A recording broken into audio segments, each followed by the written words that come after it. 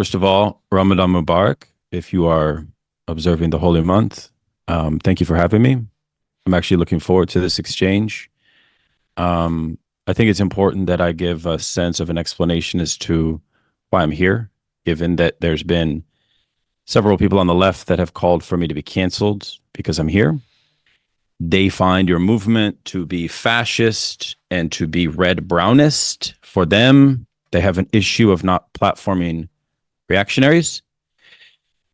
And based on my study of your movement, on your work, people have been sharing a lot of information with me about you and infrared. What I noticed is that everything you do seems to be out in the open, unlike, for example, the conservative but quasi-socialist magazine Compact.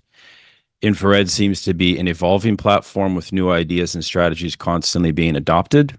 So, after researching all of that and consulting with comrades and people I trust, I've decided to engage you because I think you are communists, and I am doing so on the basis that we do have serious theoretical disagreements. Now, I will admit that I think a lot of what you propose is problematic in terms of your theoretical understanding of Marxist politics. Specifically, I'm concerned with a combination of Dugin's right-wing, sort of mystical Heideggerian nationalism with Marxism. This is not convincing to me, and I find it to be dangerous. But I also find that Heidegger's thought more generally is problematic for Marx. And for Marx and Engels, I don't see that linkage. This is something we can explore tonight. But why am I here? This started because I shared a tweet from your interview with Dugin in Russia, and I noticed a few things about your followers that struck me. You have become a sort of what we might call in psychoanalytic theory a father of the horde to a bunch of disaffected young people. And of course, I think, HAZ, you bring this upon yourself by calling yourself a warlord. And this is interesting to me, I think, because based on my research, you probably were inspired by French theory and Deleuze and Guattari's notion of the war machine. But perhaps we can talk about that. But what really worried me in my interaction with the mega communists online was that many of them showed signs of some pretty regressive behavior. Okay, many of them peddled in some very retrograde culture war nonsense, and this involved even inciting violence to LGBTQ people. So I'm here because I think our differences are real and noticeable. We are both Marxists. I typically will not accept an invitation to engage anti-trans people that hide behind dark money like Compact. But I'm here because I understand that on the left in America, we're in a total mess. The fact you have created a platform based on the unity of opposites, MAGA and communism, is not lost on me. But when infrared followers adopt anti-LGBTQ politics, you've essentially adopted what I consider to be a hyper anti-politics. What is anti-politics? Anti-politics is the acceleration of bourgeois culture war polemics to the total abandonment of substantive proletarian politics. When anyone aggressively persecutes LGBTQ leftists, you all look like Republicans to me, not necessarily fascists. No, you look like standard bourgeois Republican culture warriors. Communists do not fan the flames of a pernicious and opportunistic culture war that can lead to dangerous outcomes. To do so is unrefined. It is not only bigoted, it is worse than that. It is anathema to Marxism completely. Let me share a personal story to highlight what I mean. Right after I agreed to come onto your stream, a comrade of mine discovered a meme that one of the mega communists put out during Pride Month. It was a meme that advocated that gays be exterminated, and it referenced Maxim Gorky, the great Marxist literary figure. My comrade called me in tears, saying that this made him fear for his life. He also happens to be gay. His partner and him live in the rural South, and they both cried about this. So this shit has real consequences outside of the simulated online world. What if your brother happened to be gay? Do you think the working class is somehow not affected by LGBTQ expression? No, this comrade works a working class job, but even if he didn't, it wouldn't matter. We have no space or time or patience for regressive behavior. HAZ, I think you're too young to know, but for me, I grew up in the 90s when homophobic slurs were normalized, and I can tell you it was actually really dumb and stupid, and there's no need to go back to that. Nothing about communism should be about degrading people at this level. That is bourgeois liberalism. Communism is about dignity, freedom, self-expression, fostering individual, independent thought, and mass excellence. Never forget what the bourgeois parties can do when extermination is sanctioned? Well, we're witnessing right now, are we not, in Gaza? Unfortunately, there are many sources for extermination and exterminationist ideologies in our traditions, but they have no place in Marxism. None. We can talk about how exterminationist ideologies have functioned in the Old Testament, in religious traditions, all the way up to modern eugenics, and even in Nietzsche and Heidegger, right? We, on the other hand, have a tradition to uphold, and I want everyone listening to think very carefully, especially as we go into the election cycle. There are powerful state entities that want you to fan the flames of a fake culture war, and everyone needs to be cautious. Do not give into it. How would you feel if it led to violence? What if your brother happened to be gay or trans? Would you want them to be hurt? We have a very sensitive situation on our hands, and we need to act with dignity and respect. Okay, so this is where I'm coming from on that issue. Let me say something briefly about myself so you don't think that I'm a soy Marxist professor. I'm from a working class background. I entered the workforce right after 2008 economic crash with very little job prospects. In fact, I was stuck working construction and landscaping back in Oregon. But with all my heart and soul, I wanted to be a scholar, not necessarily an academic. I make a strong distinction actually between the two, in fact. And I was only able to go to grad school by living in the patronage of a wealthy real estate guy that I worked for, who I met off Craigslist.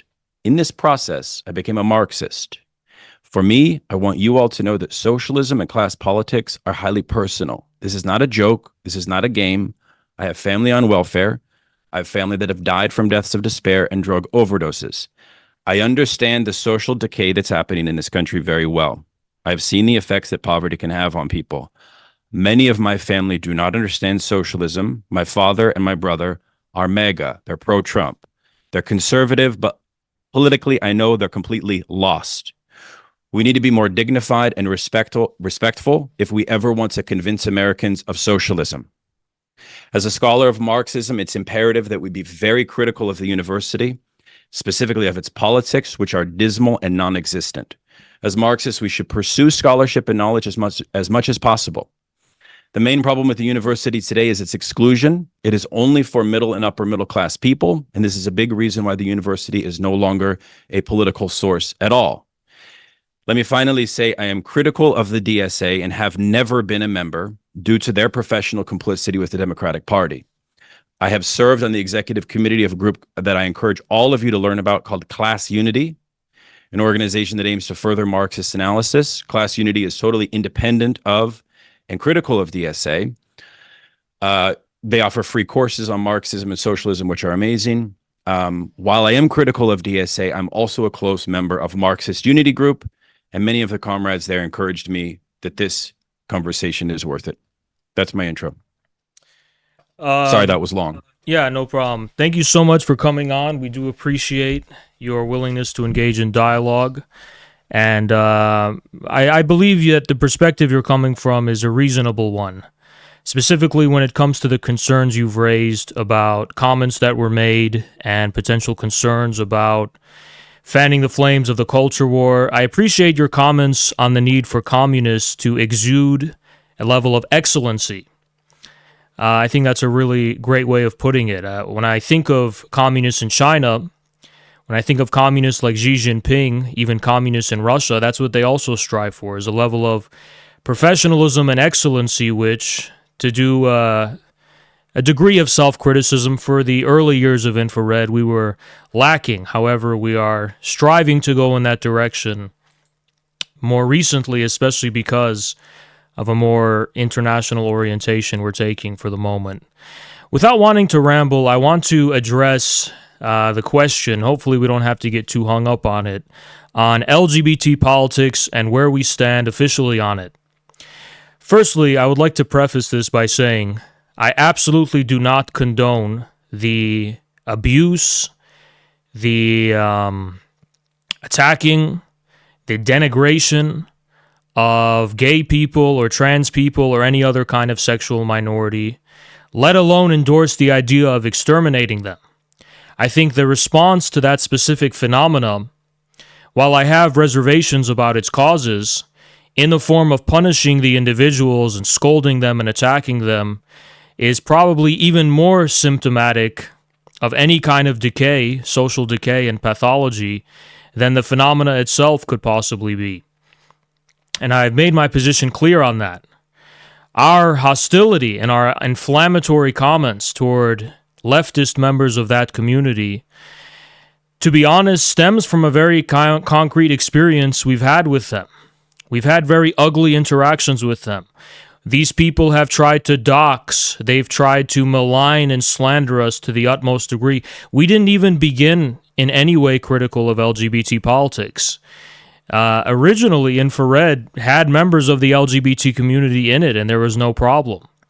But just by virtue of just minimally exuding a sense of heteronormativity, I guess, suddenly we got labeled transphobic and fascist and so on and so on, and they made this the primary contradiction, some of them at least.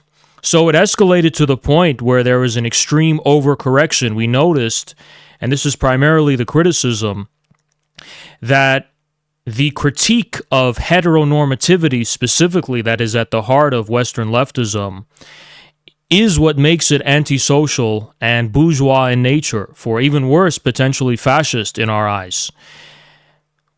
My view on the LGBT politics is very simple.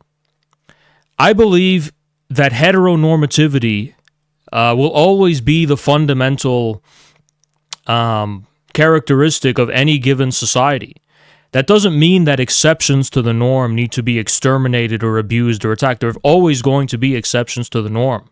My problem is raising those exceptions to the status of the norm, mounting a general critique against the norms of society in general. And the problem that leftists have with norms in general, I think, is where most of our problems are coming from. It's interesting that this critique of norms has become the dominant quality of leftism in the West, when if you read Lenin's State and Revolution, and he talks about a society after the dissolution or the withering away of the state, how the basic dignity of human beings is enforced and respected is through norms. He gives the example of when a woman is attacked on the street and a crowd just spontaneously and intuitively responds to that. That's how order will be enforced after the end of the state. So for him, there's a clearly something very fundamental about norms that are not prescriptively arbitrated by a political consciousness or some kind of ideological consciousness, but reflect a accumulated experience of people living and coexisting with each other.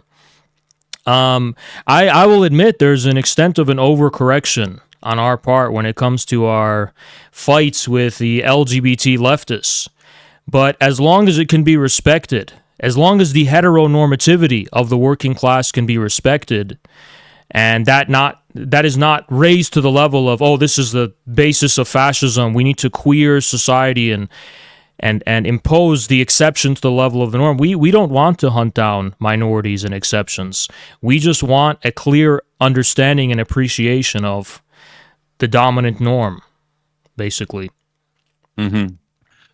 Well, I mean, I think one of the things in looking at your work is that I'd like to see more of is a deeper understanding and deeper appreciation of how these phenomena are reflective of capitalist alienation.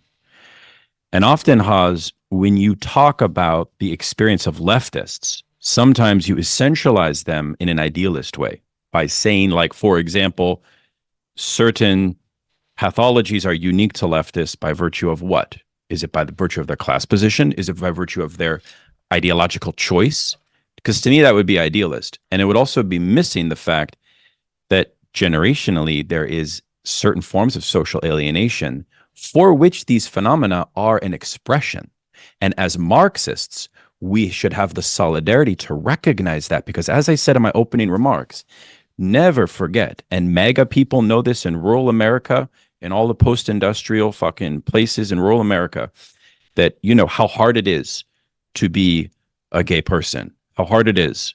And people have to form local networks of solidarity, because the truth is, and Engels himself knew this as well, 1917 brought the most egalitarian upsurge, which then led to China.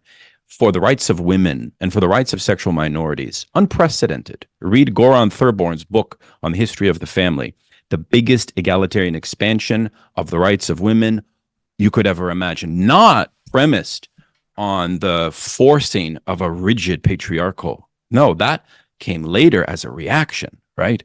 So communism has to be about sexual and individual liberation at this level, right? If we lose sight of that, we lose sight of what alienation is and how it's affecting all of us. So what I'm worried about is the question of solidarity when we think this, and also the rerouting away from materialist analysis, the risk of that, and getting caught and mired. The bourgeois parties would love for us to be caught and mired in this debate for eternity. Would they not? Would you agree to that? I suppose, but I think the issue is that when discussing the topic of alienation and the class origins of this position, I agree it does stem from a violent alienation from communal norms and family norms, which has material and class causes. But I think a minimally orthodox Marxist perspective would locate the proliferation of sexual abnormality in general to the lumpenization of the proletarian class. It seems like if we glean the basic history of how communists have appraised the significance of the family for the working class, it's not the nuclear family of the bourgeoisie, which is isolated and egotistical and based only on the transmission of property. It's more like the extended family, which actually seems to be the norm for most of human history, actually. But nonetheless, the proletariat is heteronormative. And well, I mean, the Frankfurt School came up with an interesting idea in this regard, which I work with in my research and in my writing, which is a paradoxical insight, which is that the bourgeois family produced a subjectivity that the working class had a dialectical relationship with, which at times was envious, because if you are a working class person, we know from studies today that working class people want to reproduce a family. The problem is the material realities that's preventing them from doing that. That's the same dynamic that Marx and Engels talked about in Communist Manifesto 1848. The immiseration of proletarianization was blocking the promises of bourgeois property ownership and family, right? As such, part of the question that the Frankfurt School recognized, like Adorno and Horkheimer, which I don't like them often, but I think this insight is correct, that over time, what happened was the subjectivity that a stable family could produce could actually give you a subject that could more rationally exist in the world and contest authority. So the problem with the neoliberal period, the world we live in now, is that we have lost the stability of the family. And in the loss of that stability, I think we agree on this point, we have a stunted, well, in a fancy sense, a stunted Oedipal situation. We can define what the hell that word means in a moment. So it's from that cause that I think we can then analyze back these phenomena, these situations. I wouldn't call them abnormalities because, I mean, what the hell does that mean? What's the norm there? That's a problematic concept for me. But nonetheless, it's a problem over when the market dominates social life and the family and erodes all stability to like it is today. Adorno and Horkheimer basically say subjects can no longer adequately contest authority. That's the big insight that they have. And so therefore, it's not good for revolutionary politics to have this unstable family. So, I mean, I think the question is not so much should the family be a certain transcendental patriarchal way. It's a material question. Should people have the freedom, the radical freedom, to experiment in communal living, to experiment in the form of a bourgeois family in some sense? It's a question. This is always a question, and I don't think Marxism has a clear answer on this. It's left to us to figure out. But what we know is that the masses want families. Did we know that it remains extremely popular, and that family abolition is a bit of a very difficult demand to put onto the proletariat, right? I recognize that.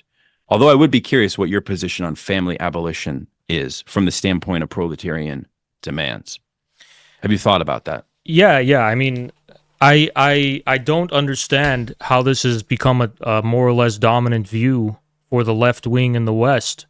The fundamental context of proletarian politics in Russia, in China, even in most of Europe, probably in history at least, has been the communal and familial context in which the working class lives. When we talk about working class mass movements, we're not talking about individuals fully abstracted from any familial context and just existing as isolated individualistic atoms with no commitments or obligations whatsoever to their kin.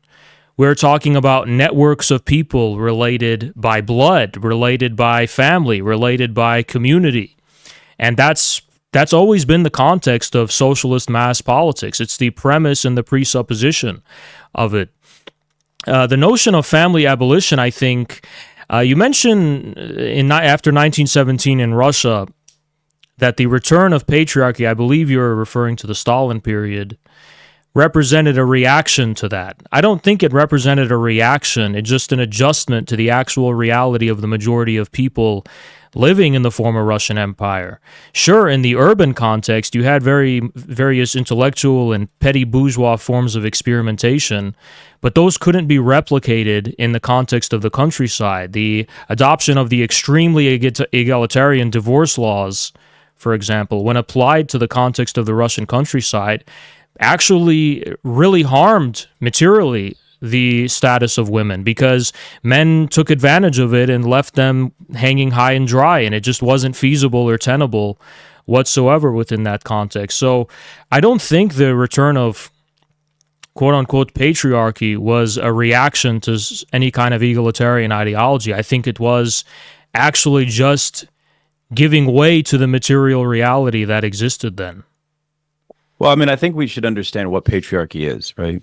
And one of the things that psychoanalysis and like, I know that you read and study Jacques Lacan, the French Freud, who's notoriously difficult and for whom Zizek has introduced a whole generation to his thought. Lacan has a lot to say about patriarchy, right? And one of the things he says is that really patriarchy starts to erode with industrial capitalism as early as the 1830s. And he even cites like popular novelists like Balzac, who showed that the paterfamilias authority was like the father within the bourgeois household is always a humiliated father, right? And that capitalism itself erodes patriarchy. So there's this dialectic of a kind of reaction response to the constant, everything that is solid melts into air, right? This affects the family. This affects so I think as communists, we need to be aware of that fragility and the cause of the fragility that stokes. And moreover, I think psychoanalysis actually could help us in understanding the problem with trying to force a certain version of paternal authority, fatherly authority, that would actually fan the flames in a certain sense. Because for psychoanalysis, you sort of have to understand what the meaning of a father is. You know what I'm saying? The meaning of a father is inextricable in Freudian understanding, inextricable from the relationship that the child has to the mother. It's a triangle, right?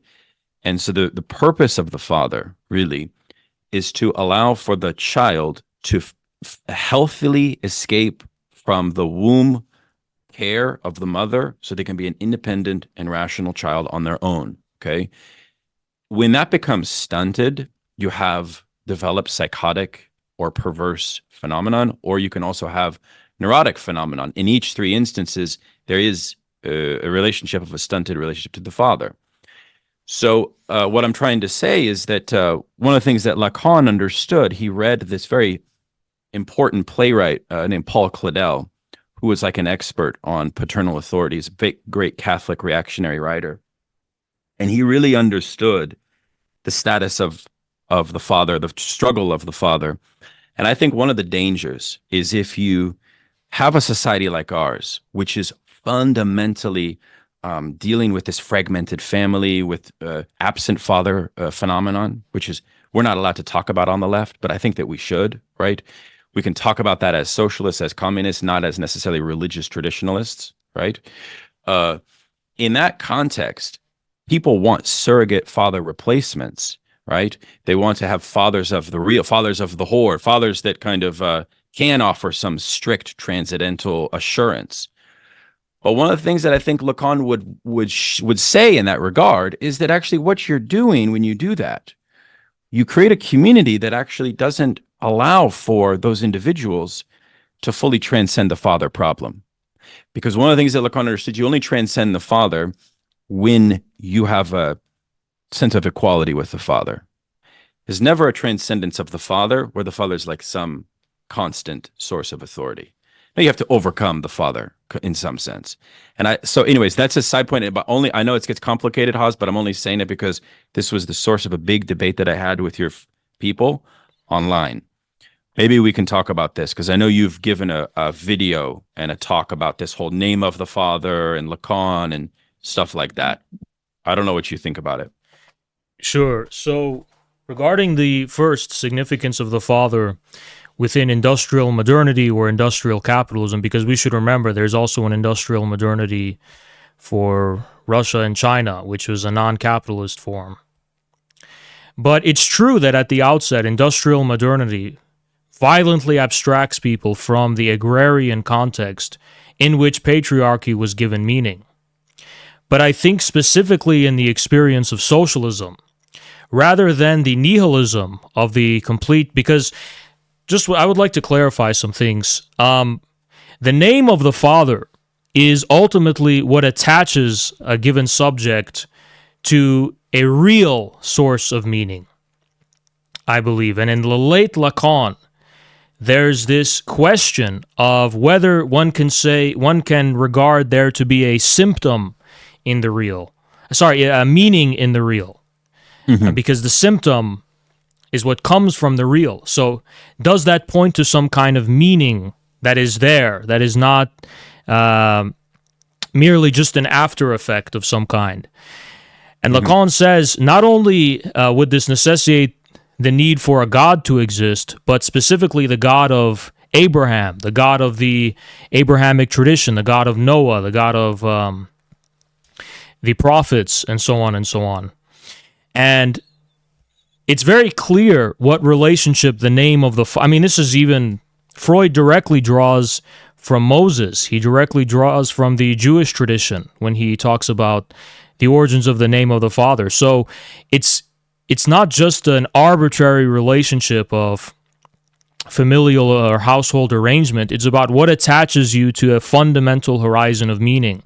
One that is, and this is important, ulterior to just some kind of conceit of thought or logic of some kind. Something that really does descend from the real. Now, to that extent, I don't think you can artificially force a patriarchy upon reality. I think we are rather burdened with the debt or the guilt of a patriarchal obligation or responsibility, much in the same way as Hamlet, as we see in the play Hamlet with Shakespeare. The name of the father, the ghost of the father, is an enduring sense of guilt for us. And as far as the return of patriarchy is concerned, the point is not to resolve. I think you misread how this works within infrared, because the idea that I'm a father, I think, is a little bit misleading. I think that's not my claim. No. Yeah, I understand. The idea that I am serving as a kind of substitute for the absent father, I don't think is correct. I think the constant theme of people messaging me and telling me how what I have said has impacted them in their lives is that they were in fact estranged from their families, as most leftists are, and that I inspired them to forgive their fathers, to make up with their fathers, to actually pursue healthy relationships with them. And now the fact that I've have this role of being able to do that and return people to their families and to their fathers, maybe that does have some significance. But I don't think that stems from me, my image being a replacement for the absent father. The name of the father that is invoked by infrared isn't me. It's not HAZ. It's the tradition of communism, which I think it's intuitively clear how that's a patriarchal tradition. It's the religion of the heads of Marx, Engels, Lenin, Stalin, and Mao.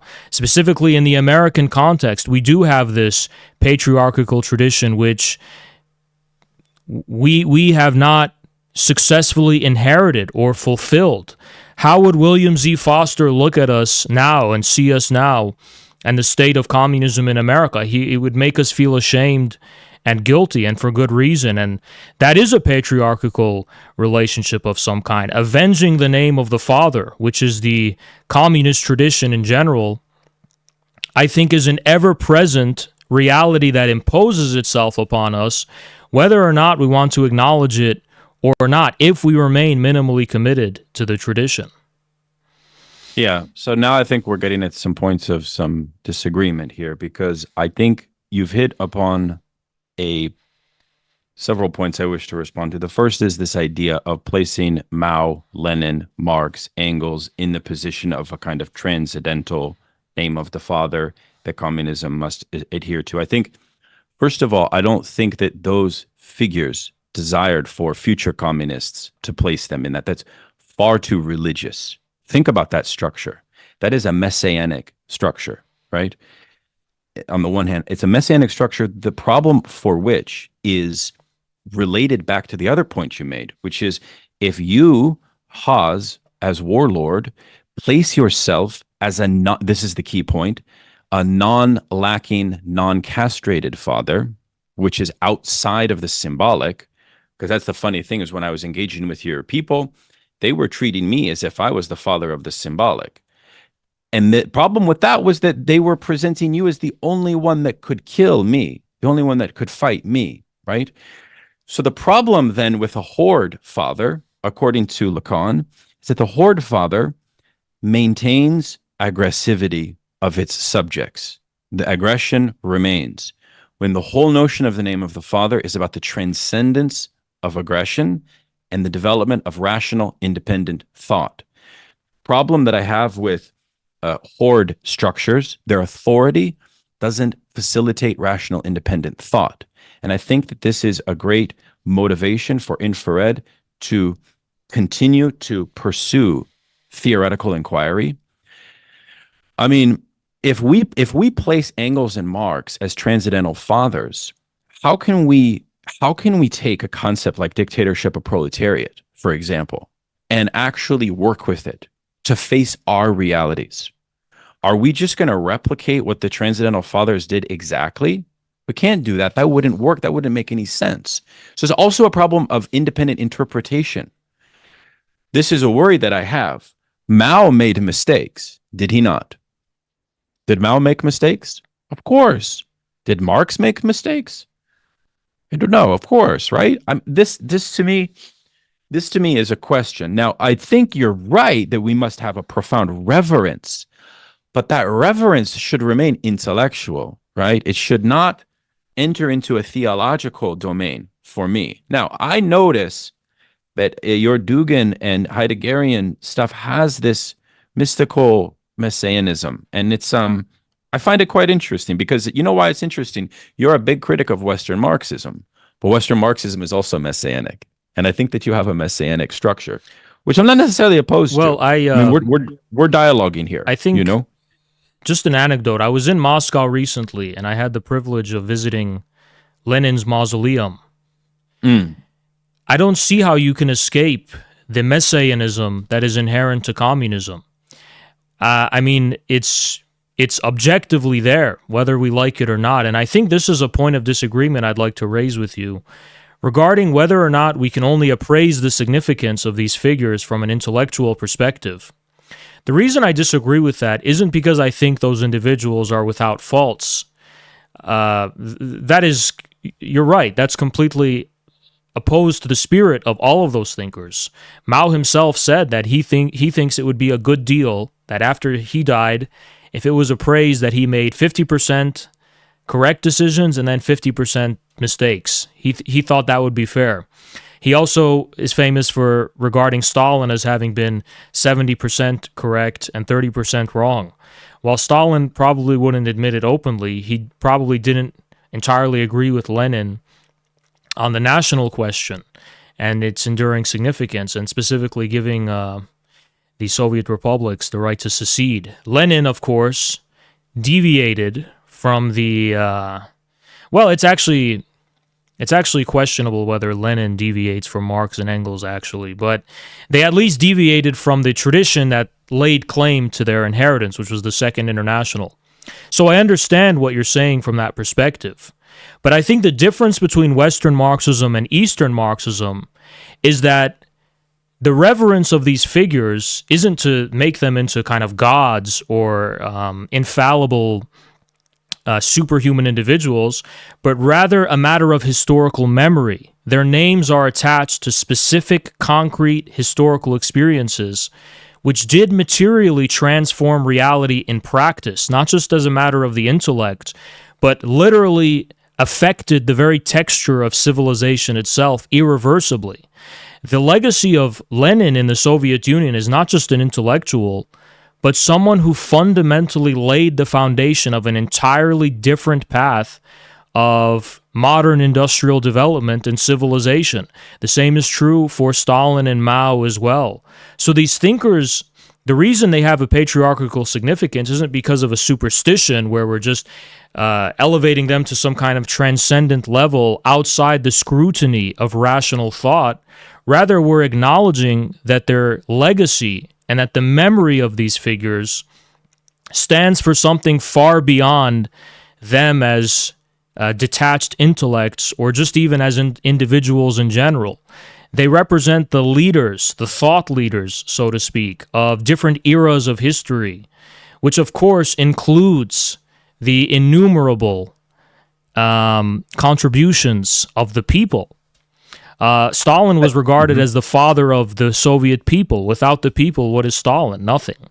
So I think it's important to understand that patriarchy is not necessarily, in reality, I mean, I'm not talking about in an ideal context, in actual reality, doesn't function as a way of absolving individuals of the responsibility of taking an independent position.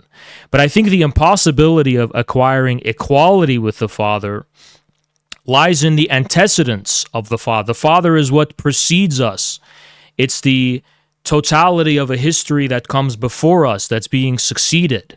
We, of course, can't be equal to that because there, behind us is a wealth of experiences of millions and millions of people we could not possibly ourselves replicate individually, and the names of the Father just refer to those in different concrete senses. Now, I want to just briefly touch upon something you said about the Father of the Horde, because I also disagree with this analysis of how the community functions. I understand that there's members of the community not as educated as me who, when confronting someone like you, will refer and defer to me, basically. I mean, I don't think there's a need to psychoanalyze it. When, for example, people say, okay, HAZ is the only one that can defeat you, I think it's just concretely, in a common sense way, it's just because they themselves may not have the confidence and the level of knowledge to be able to disprove what you're saying, but they're confident that I can. I don't necessarily think that's an inherently pathological assumption that they're making. And Right. finally, I don't think the father of the horde that you're talking about is ever something that Lacan or Freud acknowledges to even exist. The father of the horde is just a kind of presence in the form of guilt, which is because, as we know from the story, there's a conspiracy of men which kill the primal father of the horde, and their guilt is what is fundamentally repressed in the founding of any given community. The actual father of the horde is just a kind of mythical construction. It doesn't actually exist. Yeah, no, it's true. And the part of it is that the guilt from the killing of the father is what permeates the social contract and also makes possible the Enlightenment ideals of liberty, equality, and so on. But civilization is founded off of that. But even before that, why was the father killed? The father of the horde was killed because his enjoyment, he kept all for himself. He did not share it with the other boys, you see? So when they killed him, it was about a fair distribution. Huh? And in that sense, when you have a situation such as our own society, like Alain Badiou, one of my mentors, talks about this in some of his work, where fathers cannot be overcome, where there's a stunted Oedipal process, okay? Where people are in permanent adolescence, okay? Where we don't know what it means to be a man, okay?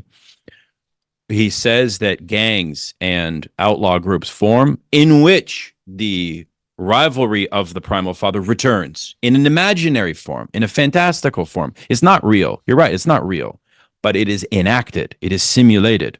I'm not accusing you of doing that. That'd be quite vulgar. I'm not going to go down that line. I think that I've seen, and people send me videos. Thank you for all the DMs of videos of you saying these things. And I think for all of the people that want to, one of the things that you seem to do is evolve your platform and you think differently, which is good. And I want you to keep doing that, of course.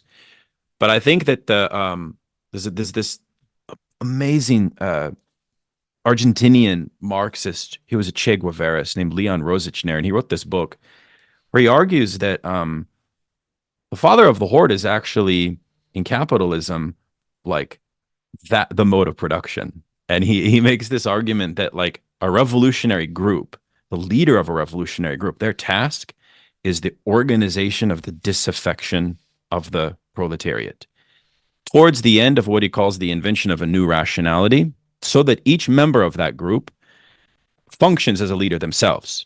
That's the key point. That's the goal of the revolutionary group. The goal of a revolutionary group is not the reaffirmation of a transcendental individual at the top. It's actually, and I don't mean to be anarchistic here, it's more of a horizontal form of expansion in an ideal sense. Because what you're doing as a revolutionary is you're creating what he calls a new obstacle than what bourgeois society creates as the obstacle between desire and satisfaction. Because Freud teaches us that in modern civilization, we have a fundamental Unbehagen. There's a kind of discontent at the heart of civilization. The revolutionary group brings that discontent out, creates a new solution to it, and then allows people to follow that and become independent individual leaders themselves. Over time, that's what socialism can do, right? This is why psychoanalysis matters. I think the issue of the relationship between the subject of psychoanalysis and the subject, for example, of Marxism and the class analysis has never really been properly bridged. And I think it would take a little too long we can get into it, but just the comment I'd like to make now regarding the primal father of the horde is I think that there's a distinctly Western significance of Freud's description rather than one that's for universal humanity. I think that if you look at Michael Hudson and how he makes the distinction between this kinds of two trajectories of historical development, one is the Western one, exclusive probably to Europe, which he calls the oligarchical form, which is based on usury and debt and so on and so on. And there you actually have concrete instances of a history that is based, actually, yes, upon there being a kind of a king or a patriarch of some kind and a conspiracy of oligarchs overthrowing. This is the case of the Roman Republic, of the city-states of antiquity, and so on and so on. And this is what gives rise to the Western notions of liberty and ultimately the Enlightenment and so on and so forth. But then you also have a completely opposite trajectory that's occurring in the non-Western world, which does seem to be the kind of history of a kind of obscene Freudian patriarch of the primal horde. What else is the Sultan of the Ottoman state than that, or the Persian state, or Genghis Khan, and so on and so on, the Tsar of Muscovy, and so on. So it stands to question whether or not the assumption that freedom for the individual, or human dignity for the individual, and so on, comes at the expense of this reality of patriarchy. Is it true that the patriarch of the primal horde possesses this full and unmitigated jouissance, or is this just the biased perspective of the Western subject for whom this is the underlying psychopathology behind which this kinds of oligarchical political power ultimately That's an interesting form? question. I haven't read Hudson, although I like his work a lot. He's the guy who also wrote Super Imperialism, right? Yeah. Interesting cat. An important figure on the American left that people should listen to, in my opinion. Freud had this point that he made in 1900, Interpretation of Dreams, called a revolutionary dream. Every Marxist should read this passage of his book, where Freud is in a context where there's actually like a revolutionary sequence, and there is an existing aristocracy in Vienna, okay? And he dreams that he's on a train, and he encounters this aristocrat who is threatened with being overthrown if the socialist uprising is successful. And Freud actually has a anxiety about that happening. And this is actually why Freud is actually a liberal reactionary, because Freud didn't want the revolution to happen. Freud actually wants stability, wants status quo, right? Just like Nietzsche, but Nietzsche's much worse. But you see the point. So it's interesting to me because patriarchy is bound up with any contestation of the social order. Look at what happened in the French Revolution, right? And analyze the patriarchal dynamics there. You'll see the same phenomenon. So there's this question, I think, of the difference between aristocratic patriarchy and bourgeois patriarchy. It's two different things. In Freud's time, Freud wanted to retain an element of aristocratic patriarchy. That's a fact, I think. And Kojin Karatani, the great Japanese Marxist, in his book on Freud and Kant, really elaborates that quite convincingly, and I've written about this. So I don't know about this distinction you're drawing. I'd have to think about this further, but I will say that the abolition of forms of patriarchal authority are inescapable in the post-French Revolutionary sequence. And in today's time, I think things have obviously changed. I think we are in a type of post-patriarchal scenario, right? There are elements of patriarchal authority, no doubt. I mean, every working class family knows the abuse that can happen within the family. Every middle class person knows that to some extent.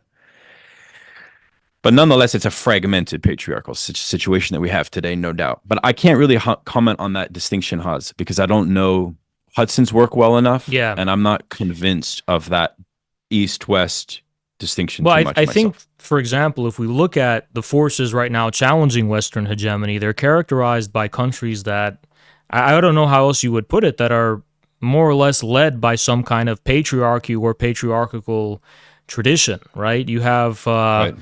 In North Korea, it's actually a dynasty, like directly, almost, right? In Russia, you have Putin, you have Xi Jinping, you have Khamenei in Iran.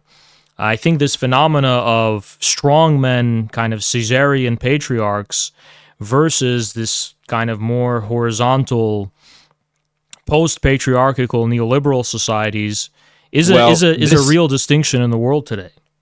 This brings us back to the question of the bourgeois family as that which we are to transcend.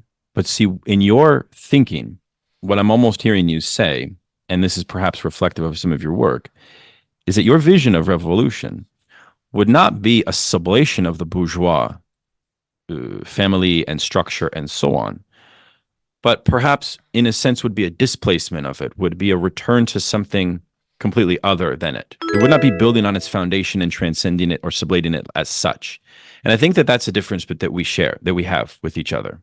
Because I think that the bourgeois, the disillusion and the chaos of the bourgeois social structure is all around us. We live in that wake. These other forms of authority and patriarchal authority in a communist sequence in the West, say in America, I could never envision them being incorporated back in. I could never see how that would happen. I could never see how that would be forced to happen. But is that kind of what you're suggesting? I don't think it can be forced at all. I think, for example, if I were to travel in the Mao era of China and say, "Hey guys, Mao is a patriarch," and I'd it'd be ridiculous, right? It would make no sense at all. So I think there's a degree of abstraction we have to presuppose when we're even engaging with reality in this way, and kind of, I don't want to use the cliche term, but kind of deconstructing it at a psychoanalytic level and trying to locate these various different parts at the level of familial or sexual pathologies. But I think that, for example, it's clear to me that the era of the bourgeoisie represents a fundamental negation of humanity. I think Marx, to an extent, agrees with this, that the negation of negation is, in a way, a return to the positive being of man. But it's very ambiguous when Marx kind of seems to use this language of man regaining himself, regaining his positive being. On the one hand, he doesn't advocate for returning to the past, referring to the pre-industrial or pre-modern agrarian relations. He fully presupposes the irreversibility of modernity in general.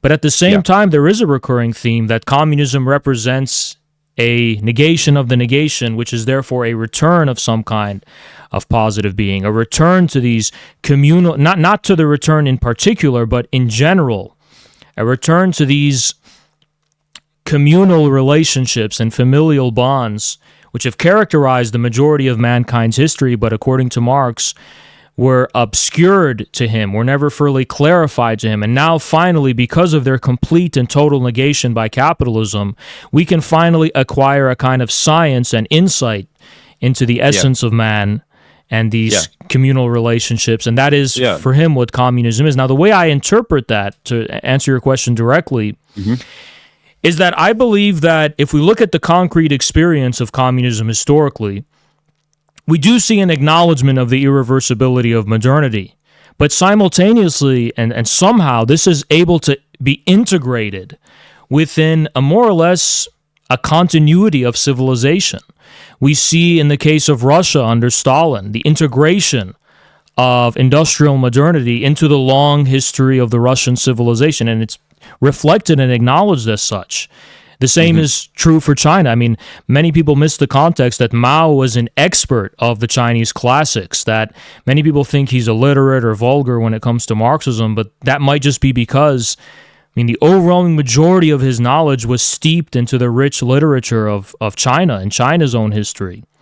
So here, we don't necessarily have an illusory return to the past where you can avoid this fundamental abruption and break represented by modernity, but it contextualizes that abruption. It contextualizes the break represented by modernity within a deeper reconciliation, which, yes, in a sense, is a return to the past, but a return that couldn't be anticipated from a perspective that precedes the negation. So to me, the negation of the negation is a reconciliation that makes the present commensurate with history.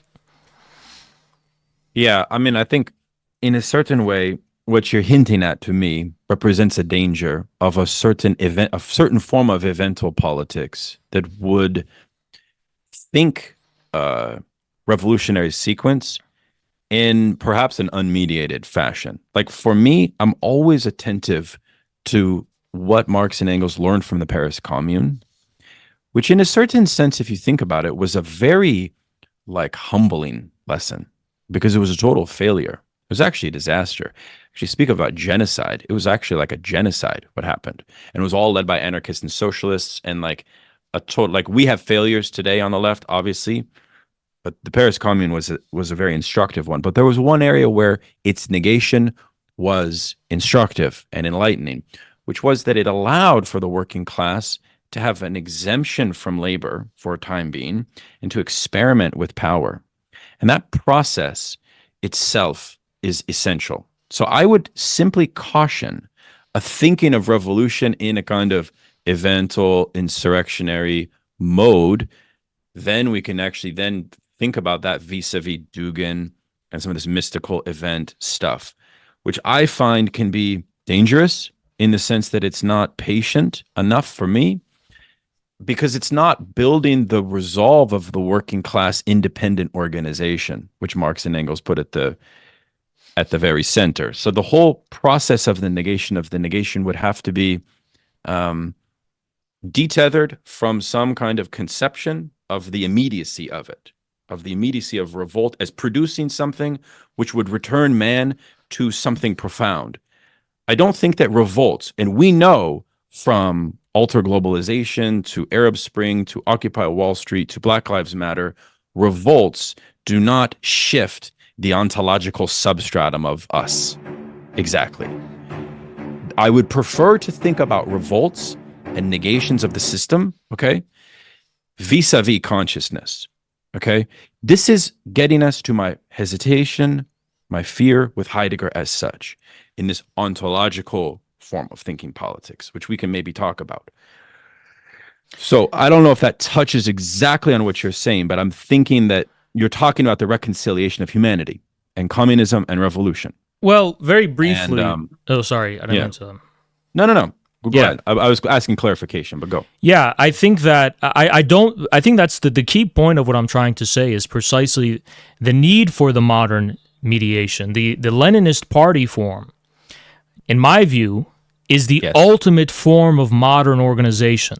The Leninist party form affords no mercy upon the parochial existence of party members. It's an elite and exclusive party, at least in its incipience. It's not open to everyone. It's only open to those who are the most educated, the most dedicated, and in a sense, yes, the most abstracted from the immediacy of their personal desires and interests and wants and so on in parochial context.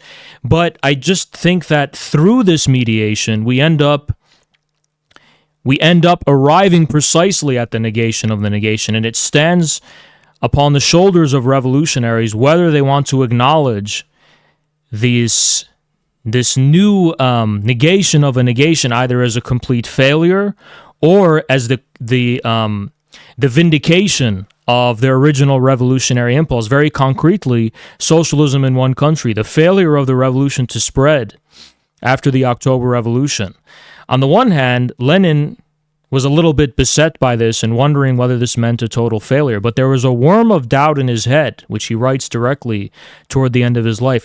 Maybe we can pursue a path different.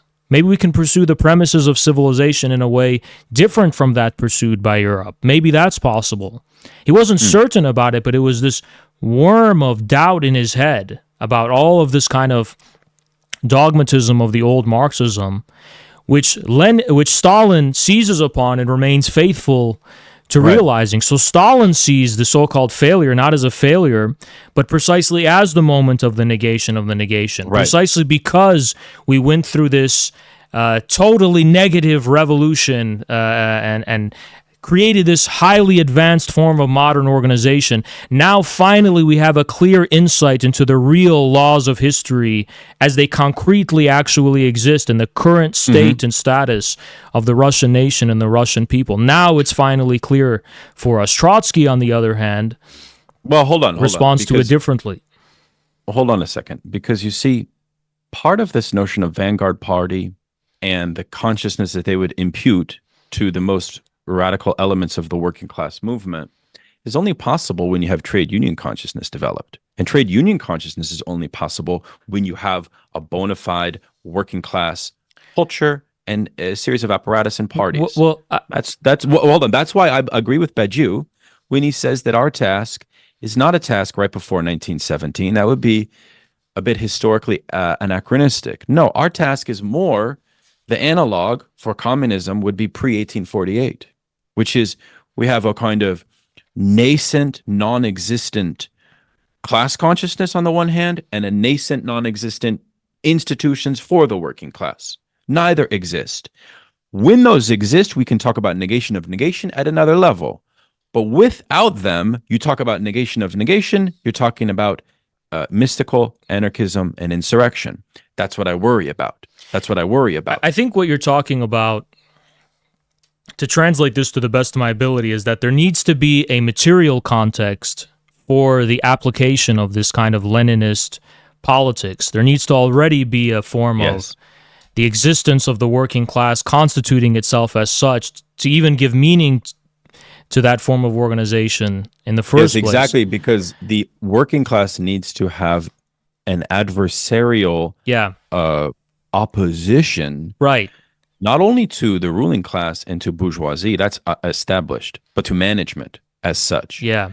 But Instead, today we have like kind of, these sort of fly by your seat of your pants sort of non-organized forms of agitation, and we have a form of alienation, which we talked about earlier, which is not tethered to the problem of labor. I think as Marxists, what would be very useful, and this actually connects us back to the sexual expression question we had before, is like all of these forms of alienation are tied back to the class struggle. We just need to enlarge our understanding of it. You know what I'm saying? As Marxists. And we need to build the resolve of the working class at the level of parties, organizations, institutions, so that the force and the education can come from that. But I think it's also curious, because it should be mentioned, again, the concrete history. When the Russian Social Democratic Party formed, there was no working class movement at all to speak of. There was no trade union consciousness. And yet this organization was able to form, which would eventually become the Bolshevik Party. We see something similar in China. I mean, Mao didn't have much of an industrial working class to work with to begin with, and to the extent there was an industrial working class in China, that was not really the main base of his party or his movement. So I think we should ask the question of not necessarily whether this means the adventurism of the Blanquists and others is vindicated. I don't think that's what it means. But I think that the ability to have insight into the material context that gives operational context to your organization, that does give you the context of what is my organization going to set out to do? What consciousness is it articulating? What zeitgeist is it seizing upon? Should probably not be seen in a stagist manner where, okay, first we have to wait for the trade unions to develop, but more in discerning a more essential or fundamental logic from that, where we can be like Lenin and say, actually, I can appraise the current concrete situation. There's an incipient petty bourgeoisie in the countryside, which also is potentially becoming proletarianized. There's this class struggle among the peasantry, which, despite being an internal class struggle, all of them seem to be united against the urban bourgeoisie and the urban kind of hegemony and institutional hegemony in general. A war between an incipient process among the people and the institutions, which is what urbanity is. It's the way people become institutionalized in the first place. I think Mao is dealing with that on an even more direct and overt level, right?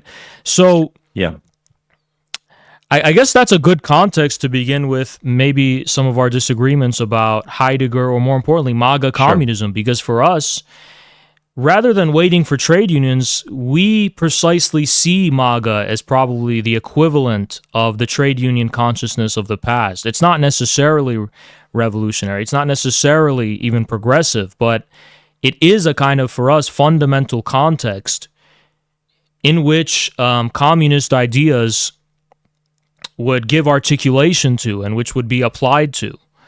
So, But I'm more. I mean, we can go in any direction you'd like. Talking about Heidegger, I think, might be important because, or Dugin and stuff. So yeah. I mean, I can lay out my concerns here. First of all, I just think that every Marxist, and I know that your pinned tweet, which I've read every single one of them, the tweets on your Marxism is not woke, right? That thread, where you accuse Lukacs of being the godfather of woke, which, I'll be honest, that offended me, because Lukacs is very dear, and I think that you were misinterpreting him. You called him a Neo-Kantian when he's obviously a Marxist Hegelian, and he's trying to not reaffirm the subject-object dualism, but to overcome it. And I think that part of the reason you probably think that Lukacs is the origin of woke is because standpoint theory in academia has been overtaken by identity politics, and Lukács is kind of the godfather of that, but that is not his fault, okay? Because you can still adhere to the theory of the standpoint of the proletariat and be a good materialist Marxist, I insist. So that's a fundamental point for me. And moreover, I want to suggest to you and everyone watching and listening that Lukács' critique of Heidegger and the destruction of reason is essential. Because one of the things he shows there is that, like Nietzsche, Heidegger was trying to engage with Marxism in his being in time itself by creating a conception of humanity which avoided fundamentally the question of the class struggle. Heidegger's whole distinction is between authentic and inauthentic being, right? And Lukács shows that this is a total mystification of capitalist reality. Adorno, even Adorno liked Heidegger more than Lukács, obviously, says that fateful thrownness is exactly the origins of a certain fascist idea of subjectivity. So, of course, I'm not going to suggest that, oh, he flirted with Nazism, he was a Nazi, let's ignore him. I'm not saying that. I'm rather saying if you read The Birth of Fascist Ideology by Sternhell, for example, you'll see that like this mystical idea of kind of reconciliation of humanity at the level of their ontology, the level of their being, which for Heidegger is always in a space of enclosure, and we're never quite able to capture it, and the forgetfulness of being and all of that stuff. It's mysticism, right? And I just want us to think very hard about Marx's critique of religion and what Marx would think about flirting with mystical theology. Think about the Communist Manifesto and the critique of the true social. What did Marx say about Moses Hess? What did Marx say about Wilhelm Weitling? Both religious communists. He was opposed to them. William Weitling basically said that revolution is messianism and it will redeem all of humanity. It's the same thing as a Baptist preacher. Marx was opposed to it. This is what I worry about in this regard. The other thing I worry about in this regard is the fact that the nationalism question goes unaddressed. And I want to see how you answer that. Because for Dugin, yeah, he's going to say that a national entity will have its own enclosure of being and realization of its destiny. Shit like that. That's crazy shit. In a certain sense, it's like, do we want to transcend the nation state or do we want to reinforce it? I want to hear what you say about that. I'm giving you my general impressions here. And we can talk about MAGA communism separately. Yeah. There's a few things I wanted to touch on. Firstly, with regard to Lukács, the reason I accuse him of being a Neo-Kantian isn't because I think that's a position he himself avows, but it's because that's the position, firstly, where he's coming from. So it's providing the very way in which he negates his older Neo-Kantian position. I think there's a lot of Neo-Kantian baggage that he simply presupposes even in the process of doing that, and that he never really makes the process, he never makes the real transition to actually becoming a Hegelian. He becomes what I call a kind of Kantianized Hegelian. It's a very actually common genre, and I think even Zizek talks about this. For Hegel, his philosophy was really a kind of holistic one. It was ontological. It was about the whole of reality. It was including nature and so on and so on. It had huge metaphysical commitments, so to speak. It wasn't just a kind of it wasn't just confining itself to some kind of transcendental horizon of thinking. For Hegel, the radical identity of thinking and being, which is at the origin of Western philosophy, is in a way more fundamentally and profoundly affirmed than any previous thinker, I would argue. And for the Marxist response to Hegel, the at stake in the kind of as far as the thinking consciousness is concerned, is still including nature. Engels' dialectics of nature, that the same forces that give rise to the development of history are the same forces in nature itself, is fundamental to Marxism. And what Lukács seems to do is kind of bracket the dialectics of nature, right? And kind of just say that that the social reality is the transcendental horizon of the way in which our relationship to nature is mediated, and that we cannot actually say anything about the actual reality of this and like the metaphysical stakes of it, so to speak, but we're just speaking within the confines of some kind of sanitized social vacuum. Let me say something here, because it's more modest. We don't have to discard the dialectics of nature. It's more about overcoming class society. It's self-abolition of the proletariat is our goal, right? The transcendence of this mode of production, the overcoming of this relation of oppression and exploitation that we experience concretely. Does the proletariat produce knowledge by virtue of that experience of immiseration and exploitation? Lukacs' answer is the affirmative, yes, they do. The question then is, how is that knowledge dialectically incorporated into the overcoming of the system, right? So in that sense, he's working at the level of consciousness, for sure. He doesn't need to incorporate all of these extra elements of mystical religion and so on. And to me, it's more realistic for thinking irrational, because what do we need to do is develop the basis of collective interests of the working class. I don't think that we need these supplementary philosophies to do that. So his is a little more clean cut. Maybe it's a little more simplistic. I will give you that. I'm more drawn to it in my old age, as I age. I just think that Lukacs... Oh, sorry. Yeah. I'm just more drawn to this. I'm just more hesitant also of the incorporation of these irrationalist philosophies, because Lukacs has a concept, what he calls aristocratic epistemology. Really important concept everybody should study. And Heidegger has a kind of aristocratic epistemology baggage, which is that there is, and there does emerge for Heidegger, a sense in which only a few, only a select, have access to the truths of being, with like a capital B, right? And then you can see how that gets connected to the vanguard. So is the vanguard, right, is our cadre, is the vanguard the Leninist party of our time?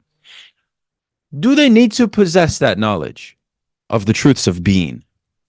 To me, this is not necessary. I actually think it would be silly if I don't know if you agree or not. Well, I'd like to make some clarifying remarks on my view. I don't agree with this idea that proletarian consciousness is something that needs to be constructed. To me, proletarian consciousness is rooted in the actually existing material interests of the proletariat, which, yes, are objective. It seems like Lukacs' notion of objectivity doesn't actually include the real itself, but rather a point of reference of a subject's relationship toward themselves. The self-relation of the subject for Lukacs is all that is objective for purposes of, at least as far as communism and class struggle is concerned. Maybe natural science has a different object that's actually in the real, but him making that distinction in the first place is why I accuse him of being a Neo-Kantian. Now, I'll get to the significance of Heidegger, of course, but I think what Lukacs has stripped away from Marxism is the notion of the material objectivity of communism, that capitalism is not something we have to overcome. It is overcoming itself objectively. What we are burdened with the responsibility of doing is making sense of that, and giving meaning, or not giving meaning, but discovering the meaning of that and giving form to it at the level of consciousness and organization and so on. But it is something objectively happening there. And you see the clear distinction in Western and Eastern Marxism as far as that perspective. Stalin and Mao are accused of being like vulgar fatalists who believe that the reality of their regimes is rooted in some kind of objective insight into the material laws of history. But I think they're right, actually, and the Western Marxists who cynically kind of deride this as a reification of just one idea over others are wrong. Now, as far as the significance of Heidegger is concerned, I want to put on the table why I think Heidegger is crucial for Marxism. Please. I don't agree with the accusation that people like Heidegger and Dugin are irrationalists. I think maybe for Nietzsche and Schopenhauer, it's possible to make that argument. Why? Because to me, these are romantic figures, in the bad sense of the word, who just kind of meander and dwell in the failure of bourgeois rationalism and affirm that as a kind of reality in and of itself. So it's just this kind of result of the self-consuming madness of bourgeois rationalism, which, so I agree with that Nietzsche and Schopenhauer can be categorized as that. But when it comes to Heidegger, I don't think that reason can be reduced ultimately to the relationship of concepts to themselves. I don't believe the relationship of concepts or conceits of the mind is the ultimate horizon of what rational being or existence amounts to or is. To me, rationality is what we ultimately refer to as a specific ontological unity of opposites, where the thinking consciousness is really united with its material premises. And this is where I think Heidegger points us in a correct direction. Premises which themselves cannot be arbitrated by any given conceit or concept of thought.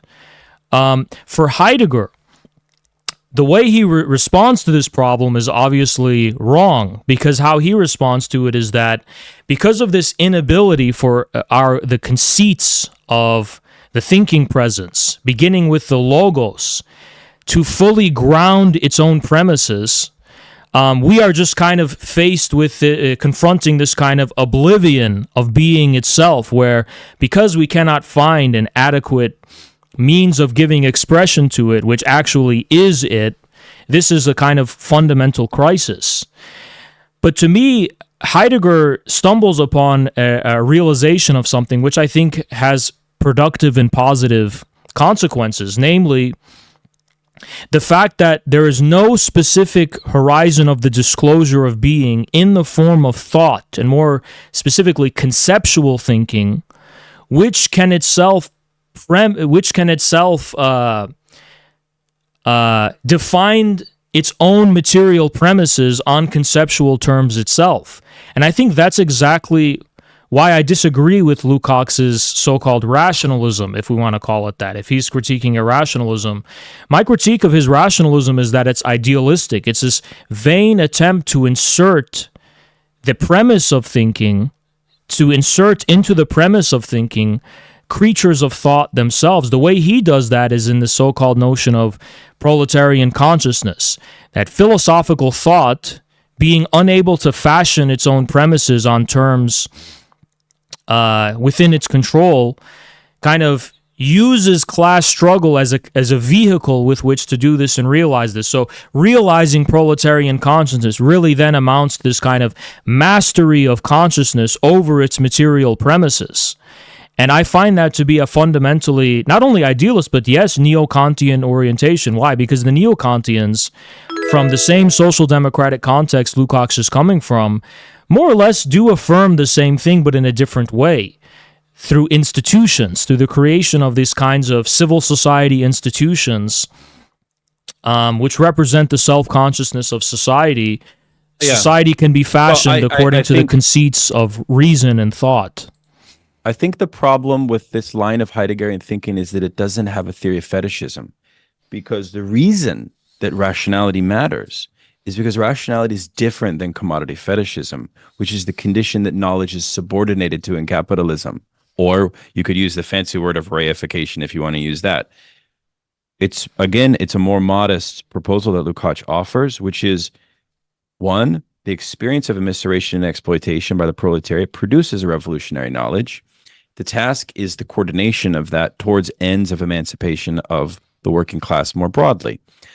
That does require, and Lenin knew this as well, solidarity with different classes and the construction of, why did Engels and Kautsky treat the lumpen proletariat?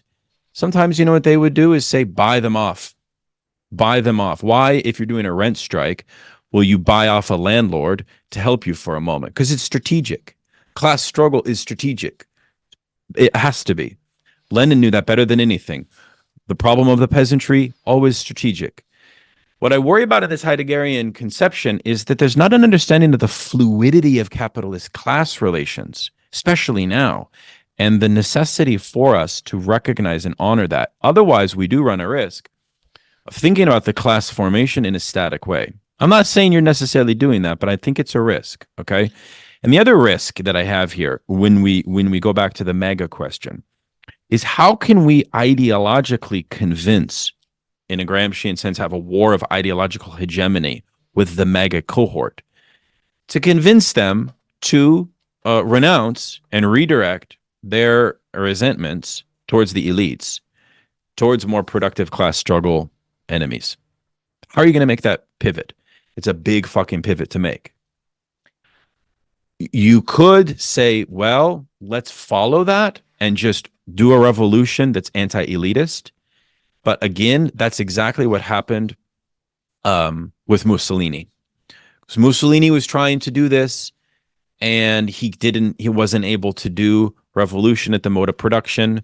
So he says, let's overthrow the bureaucrats. And we know what happened after that. But it was an anti-capitalist. But Mussolini didn't overthrow the bureaucrats. I think they were in large part a huge base of support for him specifically. Were they not? Well, I'm saying the target. What I'm saying is that fascism emerged. You could understand it from a higher perch as a capitulation. A fucking we cannot revolutionize the mode of production at the site of the factories.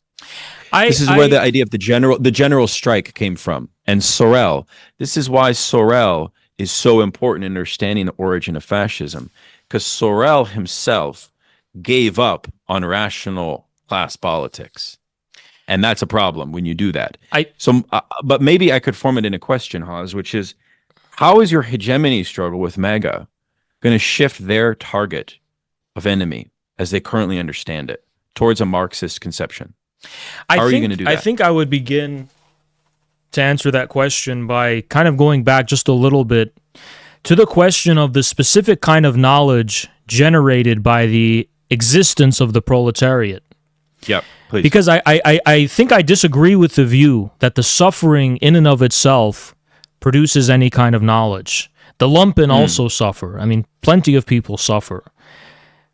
I think in order for that suffering to have a class content, it needs to be contextualized within a specific horizon of meaning, social meaning, collective meaning, historical meaning, according to which it is, in a way, the vindication or a moment within the process of realizing some kind of outcome, material outcome, social outcome, if you will, that in a sense already the proletariat has a sense of in the positive sense. Now, I'm kind of gibbering, so I'll be more concrete about what I'm talking about. I always like to say, in the context of the Russian Revolution, every single propertyless proletarian was also an aspirational peasant who wanted to own land. And I don't think that's a bourgeois instinct on their part, because they didn't want to own land as the Stolypin kind of petty proprietor who wants to sell their surpluses as an independent producer, as much as have a sense of positive being, have an attachment to the land, own it in the sense of have this way of life commensurate with their existence, rather than this pure point of kind of proletarian negativity of being stripped of everything, which I think is in a way fetishized by a lot of pre-Stalinist Marxist thinkers as the high. I mean, in a sense, Lukacs, I think, also is guilty of this. Like, this point of absolute negativity of the proletariat is the staging ground of the ultimate liberation of mankind, because only now, because it's freed of any kind of relationship to positive being, any kind of grounding in a positive existence, it's free to experiment with the total freedom to explore. But aren't you saying at the same time that MAGA constitutes or represents a unique form of proletarianization that must be contested and dealt with? I think we live in an interesting period of transition. I think Lenin wrote "Imperialism: The Highest Stage" over 100 years ago. So a lot has changed since then. I don't think we're still in the highest stage. I think we're in a period of transition, probably, at least early transition, at least. And I think what's going on with MAGA isn't so much, I think, because of proletarianization happening. I think rather the historical proletariat, the classical proletariat, is what MAGA is, what remains of them. And that proletariat looks a lot different sociologically, maybe, to us than it did in the 19th century. For example, it's not living in crowded cities and crowded slums anymore. It has, small plots of maybe land that their houses live on. It has trucks. It has cars. And this has led a lot of people to say, well, this is the middle class, this is the petty bourgeoisie. But no, really, it is people who work at factories and who work blue-collar jobs, who more or less are able to afford this decent decent way of life, form of living. But I think we should really interrogate the question.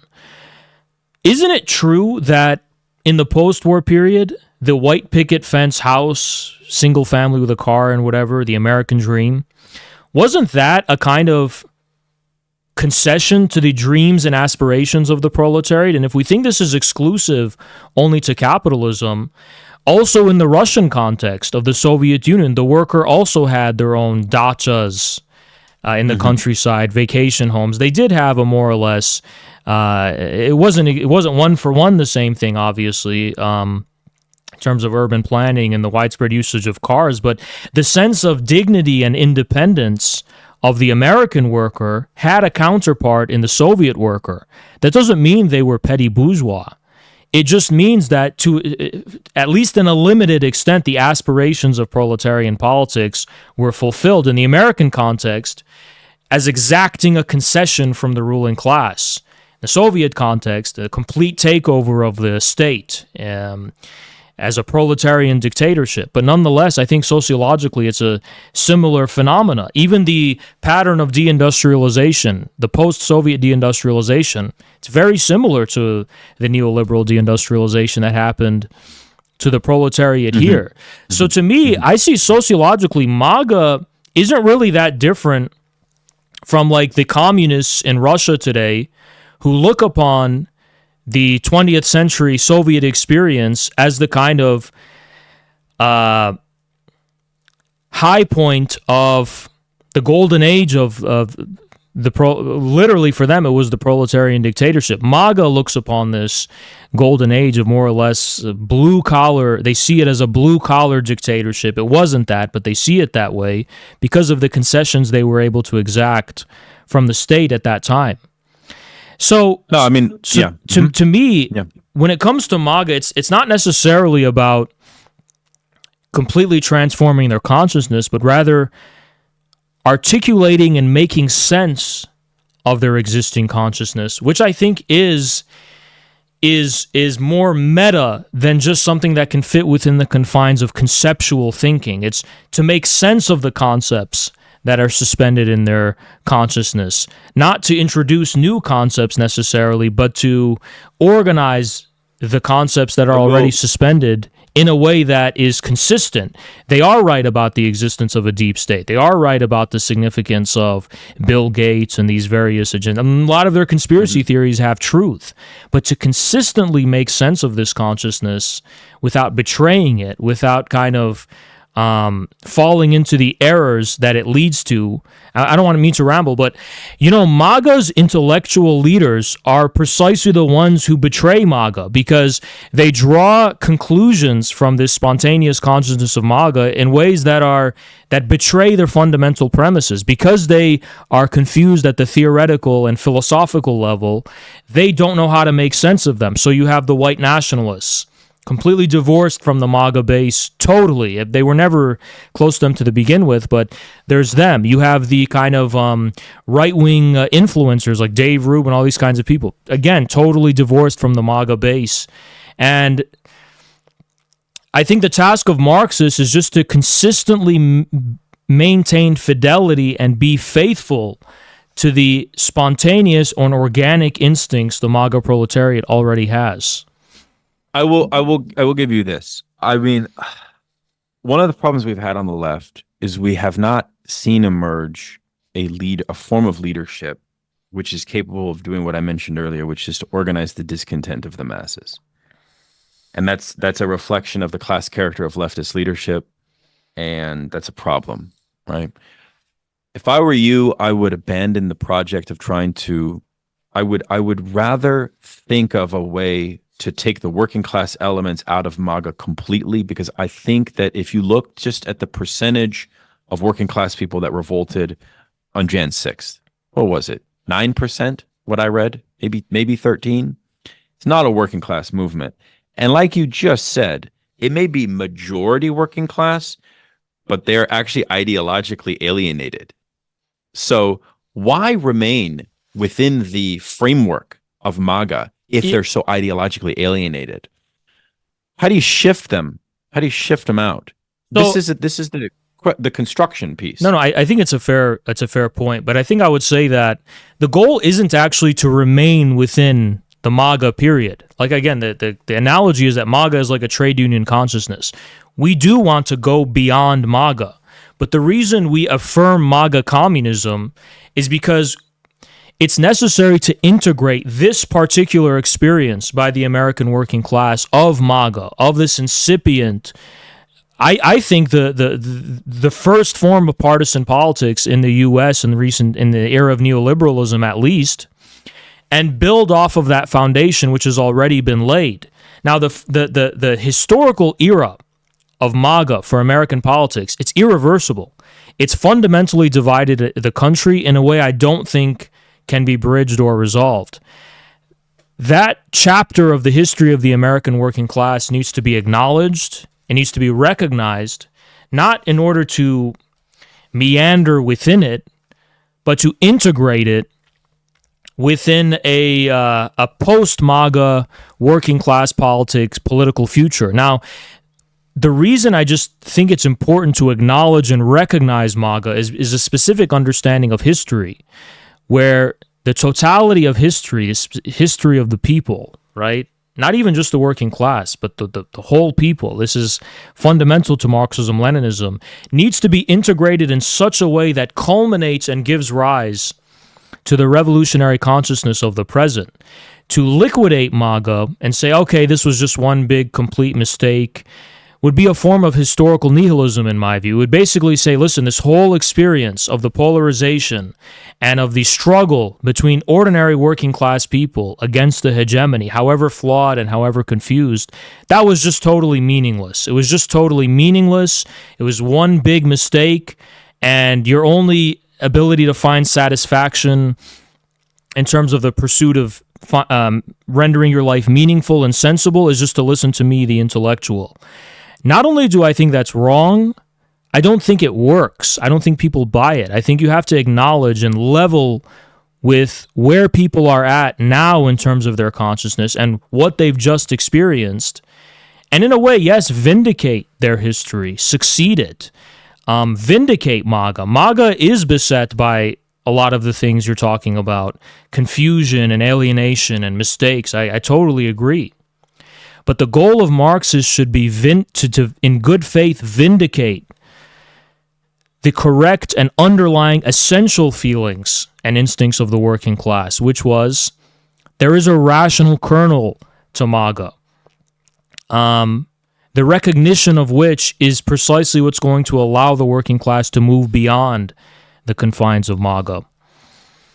If you just keep telling people, sorry, one last thing. If you just keep telling people, you know, oh yeah, MAGA was a total nothingness, it was just one big meaningless mistake, they're never going to listen to anything you say. You have to acknowledge and give the devil his credit. You have to acknowledge this fundamental shift in their consciousness which took place, which is irreversible and which has happened at an objective level.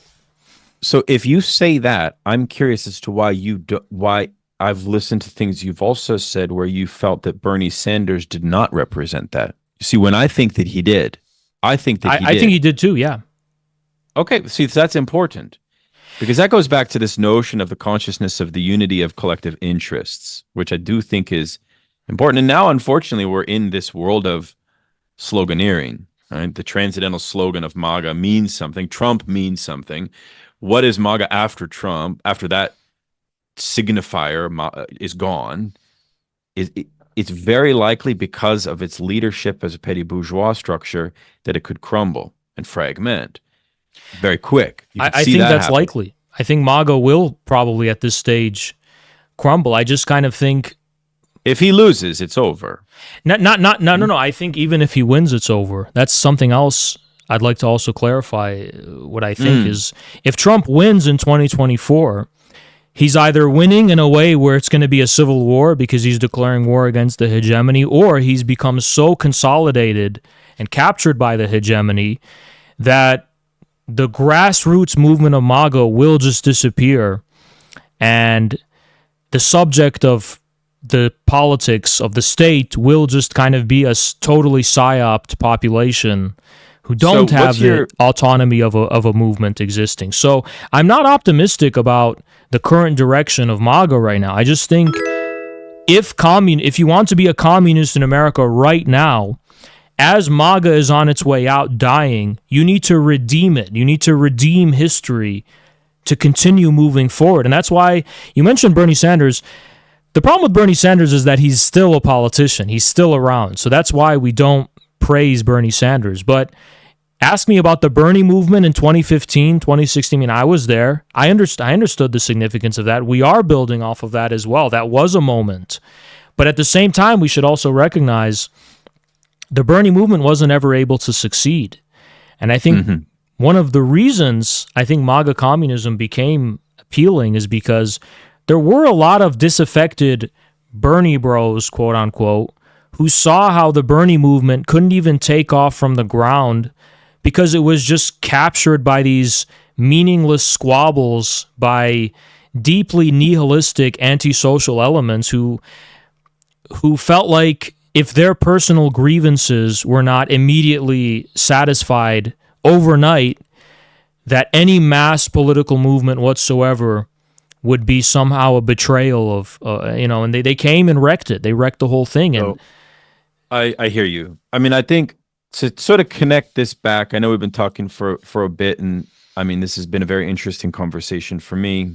One of the things I've sort of studied and thought about, and I want your take on this, kind of connects to Heidegger too. Because capitalism is structured in this capitalism, as you said, and I agree, Marx elucidates in Capital, is its own self-eating, eats its own tail, all that is solid melts into air, and so on. In that scenario, a politics of nostalgia, right, is destined to self-defeat. Now, one of the things I worry about with MAGA communism, as you've construed it, is that I cannot not think of it that way. It seems like it is caught in a politics of nostalgia. Nostalgia is a natural thing. I'm not going to be like an idiot and say that people shouldn't be. No, of course they are. I'm just saying strategically, capitalism doesn't allow you to have success when you formulate a politics on nostalgia. This goes back to our question on modernity and stuff like that. And again, it connects to Heidegger because Heidegger has this mystical conception of realization of history and shit like that. And so that's what I worry about, is that you're concocting a sense of a kind of nationalist, and you haven't answered my question about how you're going to get out of nationalism. I'll get to that, definitely. But that needs to be answered. Yeah. Go ahead. I want to say on nostalgia, and then I'll get right into the question of nationalism. Please.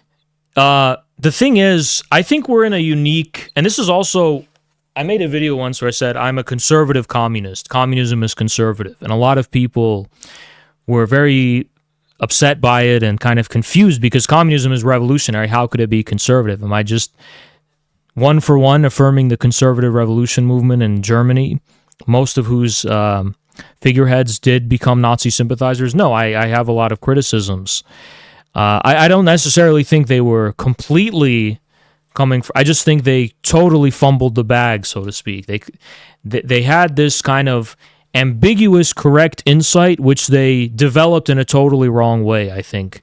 But that's not even necessarily the context for it. To me, I think modernity happened. Industrial modernity happened. And now here we are in a unique so-called postmodern historical moment where we are called to reflect upon that. We're called to contemplate what happened in the 20th century specifically, because the 20th century isn't the same as the 19th century. The French Revolution was the fundamental context of the 19th century. The fundamental context of our era is the October Revolution. We still haven't fully. That we agree. We still haven't fully drawn out its full significance, even though it continues to affect how the world is being shaped now, especially with the rise of China. Mm-hmm. And I think that nostalgia today has a different significance than it did in the 19th century, because in contrast to the 19th century, where nostalgia was associated with a kind of bourgeois romanticism, and into a further extent, a kind of reactionary veneration of the pre-modern mythological past, which in many ways was constructed in a completely artificial way, ironically. I think there's an authenticity to the nostalgia of the present, which doesn't necessarily make it reactionary, but which, on the contrary, is a specific form of partisanship about the past. And this kind of, which lends itself to a type of retrofuturism, whose exemplary case is Xi Jinping thought in China. Xi Jinping thought in China is precisely characterized by a type of nostalgia for the Mao era. But it's a nostalgia which is recontextualizing the past within the context of this horizon of the future, right? Which in no way is possessed by the illusion that it's returning to the Mao era, but it's allowing this fundamental context of the experience of industrial modernity and the way society recovered from it as the kind of context for for the spiritual development of the future. And you see in China this kind of combination of Mao era nostalgia with this like hyperfuturism characteristic of the fourth industrial revolution. And I don't necessarily think that's reactionary. I think in the Russian context, that's the kind of so-called Stalinist nostalgia. In the American context, there's a limited extent to which that's associated with the post-war period here. I mean, a very limited extent. I'm not trying to idealize or say that post-war America is just as kind of is somehow socialistic in the way that Mao's China or the Soviet Union was. But as far as the meaning of proletarian consciousness today, we need to reckon with the following fact. The proletariat as a class realized its sociological and, to a limited extent, political significance in the 20th century. That's why today so many postmodern thinkers or whatever are kind of dwelling on this question of the post-proletarian subject. Is it this kind of multitude? Is it what Hart and Negri are talking about? Is it the lumpen proletariat and so on? The classical industrial worker is no longer the front and center, but the problem is we still have the classical industrial worker. We sociologically here identify it with the blue-collar working class. And while they're not necessarily a majority of society, they've never been a majority. And they're old, and their content does take a kind of nostalgic form. So the question is, moving forward today, after modernity, so to speak, is it not the case that socialism, because it already has this rich history, working class politics, because it already does have a history. In contrast to Marx and Engels' time, we're not just living in a time period where all we had was the Paris Commune. On a sociological, political, and historical level, the proletarian class irreversibly and fundamentally changed the nature of our reality. I mean, in the United States, FDR's New Deal and the post-war era, pop culture, consumerism, all of this was defined by some kind of working class culture taking root as the foundation of the development of society. I think that the experience sociologically of the introduction of what they call deindustrialization and the blight that has affected the former industrial belt has resulted in trauma at a collective scale. I mentioned that in my opening remarks. I've seen it myself. And this goes back to a curious point that you made, which is you don't really think that immiseration produces a special knowledge, which I didn't say suffering. I didn't say suffering. Really, it's commodification. What is proletarianization but the consciousness that one needs to develop of the dependent relationship on wage labor for existence, which is unique for the proletarian working class. So it's a unique form of immiseration that Marx wanted to ameliorate, that only Marx really pinpoints, yeah, and which still exists. So for me, it's about a prioritization. I don't want to start with a sunk sociological class and build from there. I want to start with the set of principles of a party that would then draw elements out. But I don't know if I trust working within this sunk. I see your logic, and I'm on your program. I'm not going to offend you because you've been very respectful to me. But I am worried about it. I'm not worried about it in the same way left liberals are worried about it, that they're like, because these are my people, my parents, I know MAGA people. It's not like that for me, and I also know, HAZ, how fucking capitalistic they are. That's something we haven't talked about, in the sense that a lot of these cats, you remember the John Birch Society? Remember anti-communism? You think that happens just on the left? It happens on the right, too. And sometimes all those people have guns, man. So, I mean, out of curiosity, have you guys faced hostility at that level where people are like, you're a communist? And they're like, getting ready to kill you or what? No, it's ironic because the higher up you go in terms of so-called professionalism and how petty bourgeois they are. So if you're an intellectual, right, and you're not actually the rank and file at the root level, but you're kind of a derivative MAGA commentator, absolutely we get the hostility. But it's this reflexive, it's a hostility based in the reflexivity of contemplation and ideology. It's like, oh, well, you're a communist. Well, Ben Shapiro, and it's like it's not an authentic response as far as ordinary people are concerned. The type of person you're talking about that has guns and is like a nut job and crazy person, my experience and the experience of everyone I've talked to is that those people are the most receptive to our ideas, the most open-minded. Is that right? Yes, and I understand the role of the John Birch Society and the kind of reactionary populisms of the post-war era. It should be remembered that a lot of those, objectively were reactionary, were directed against the nascent kind of progressive, CIA state military-industrial complex that was forming.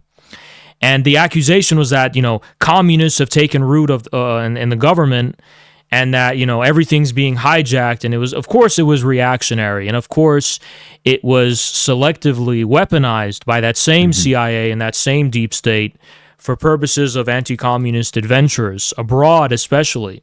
I totally agree with that. But I think that the legacy of John Birch and reactionary anti-communist populism is this kind of vestigial shovel I have out in the back of my shed, which is the only way I maintain a cognitive mapping of reality. Not me, but for these people that are indulging in them. Yeah. Their anti-communism isn't really targeting any real communists. There's no actual communist movement in the U.S. right now to give context to that sentiment.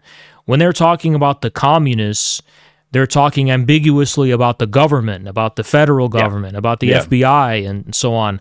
So I think it's just a matter of giving concrete content to what communism means. Well, it's actually the John Birch Society, and Lukacs shows this as well, adopted that from the Nazis, because the Nazis were the first to make a homology, a conflation between liberals and Marxists. They really started to do that. And it's an ingenious ploy or tactic if you think about it, because it demonizes the ruling class. It kind of paralyzes both. It shuts down the contestation between liberalism and communism, which is obviously it's the same thing that James Lindsay does. Yeah, right? yeah, but I also think it should be remembered because a lot of people really undervalue this. Nazism was not really a grassroots, vulgar, reactionary populist movement. Those had existed within Europe for a very long time. They were identified as, anti-Semitism. Engels was writing about it. They were identified in the form of reactionary socialism, reactionary trade union consciousness. People should really appreciate that fascism came from the top down. It was an elite ruling, not even petty bourgeois, because a lot of the Trotskyite view that the root of fascism is the petty bourgeoisie, a view not shared by the Comintern, has somehow taken root as the main currency among leftists, or even better, this notion that it's productivists, the productive capitalists versus the finance capitalists. If you follow the money trail, the root of fascism, class-wise, was literally the financial capitalist, the most abstract financial capitalist ruling class you can think of. Roosevelt, in the 1930s, was fighting against these finance capitalists in a limited way on behalf of the interests of the light industry, incipient capitalists. The light industry capitalists were not the basis of fascism. J.P. Morgan and Wall Street, and even the industrial cartels that existed in Germany, which supported the Nazis, were venture capitalist startups that were created by Wall Street using the debts created by the Treaty of Versailles and putting them to work in the form of venture capital. IG Farben, all these industrial cartels, they were literally created by Wall Street financial capitalist speculators. Right. So, well, I definitely agree in the sense that I'm not going to comment specifically on that point, but what I am going to say is link it to another debate we just had a moment ago, which is other class formations other than the working class. And Engels wrote about this more than Marx. Okay. Really, like, take the lumpen proletariat.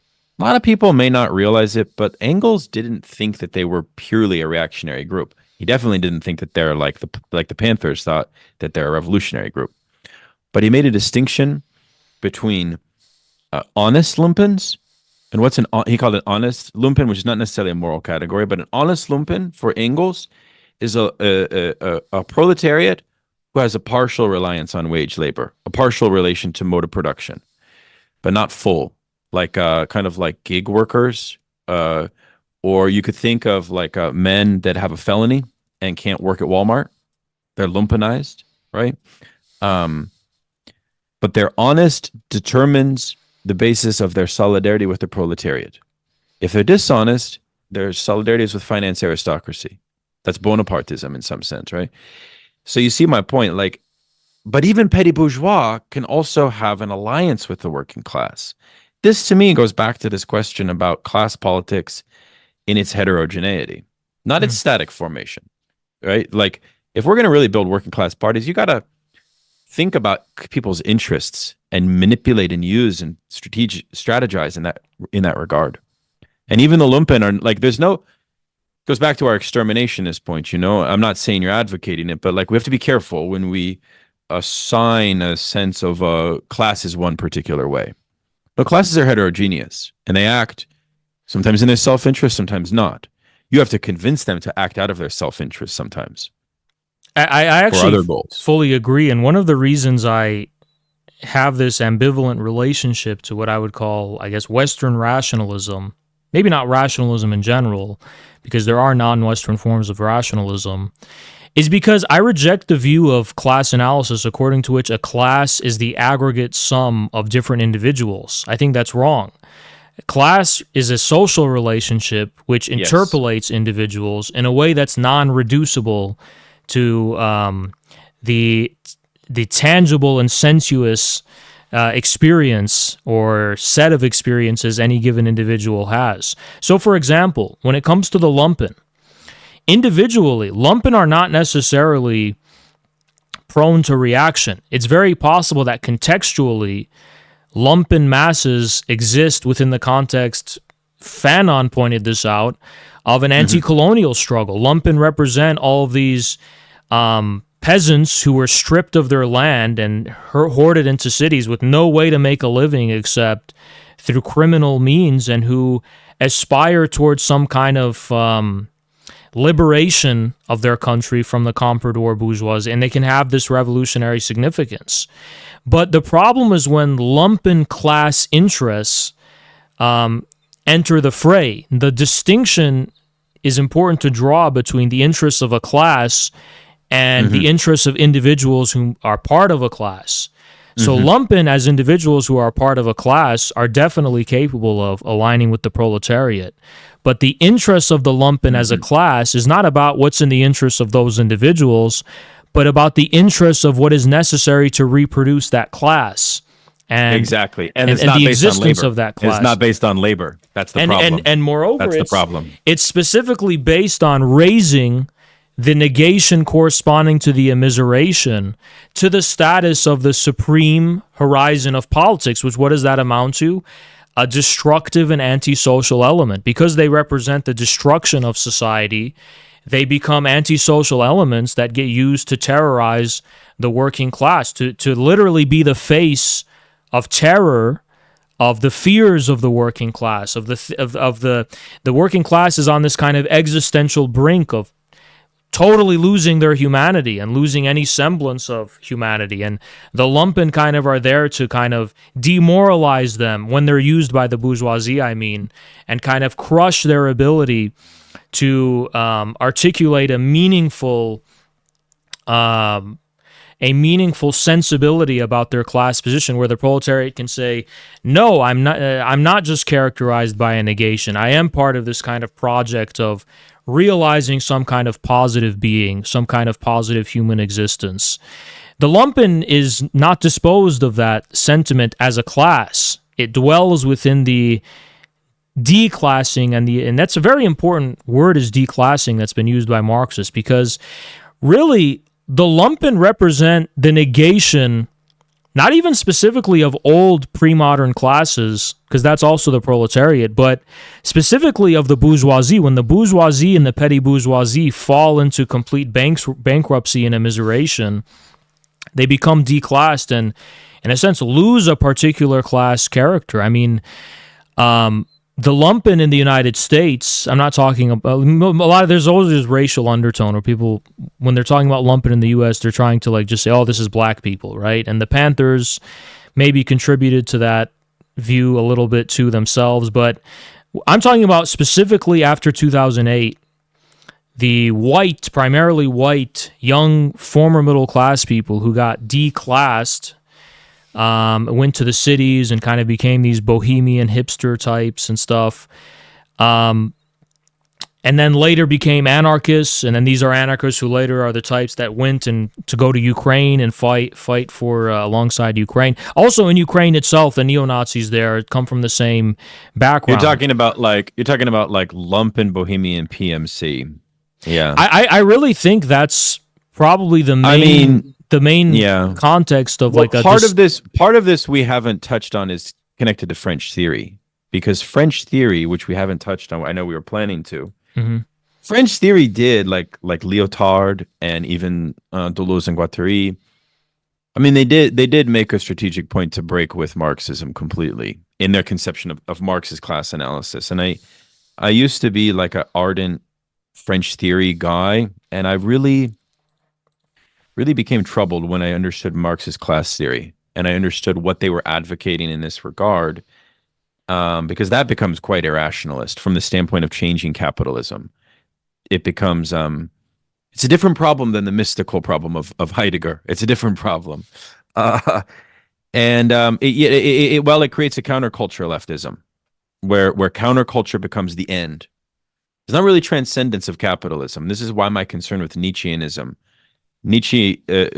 Trotsky, who I know you don't like, called the intellectuals that Nietzsche produces parasitin proletariat, which is a type of proletarian intellectual that imitates a lumpen's position, and they become parasitical.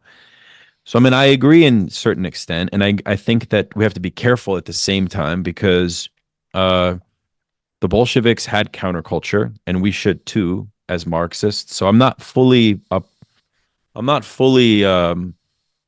saying that we should not have a form of bohemianism. Like there's a great book by Max Eastman, who was like a American Bolshevik. He was pretty important. He tried to bring Bolshevik Bohemianism into New York in the Greenwich Village.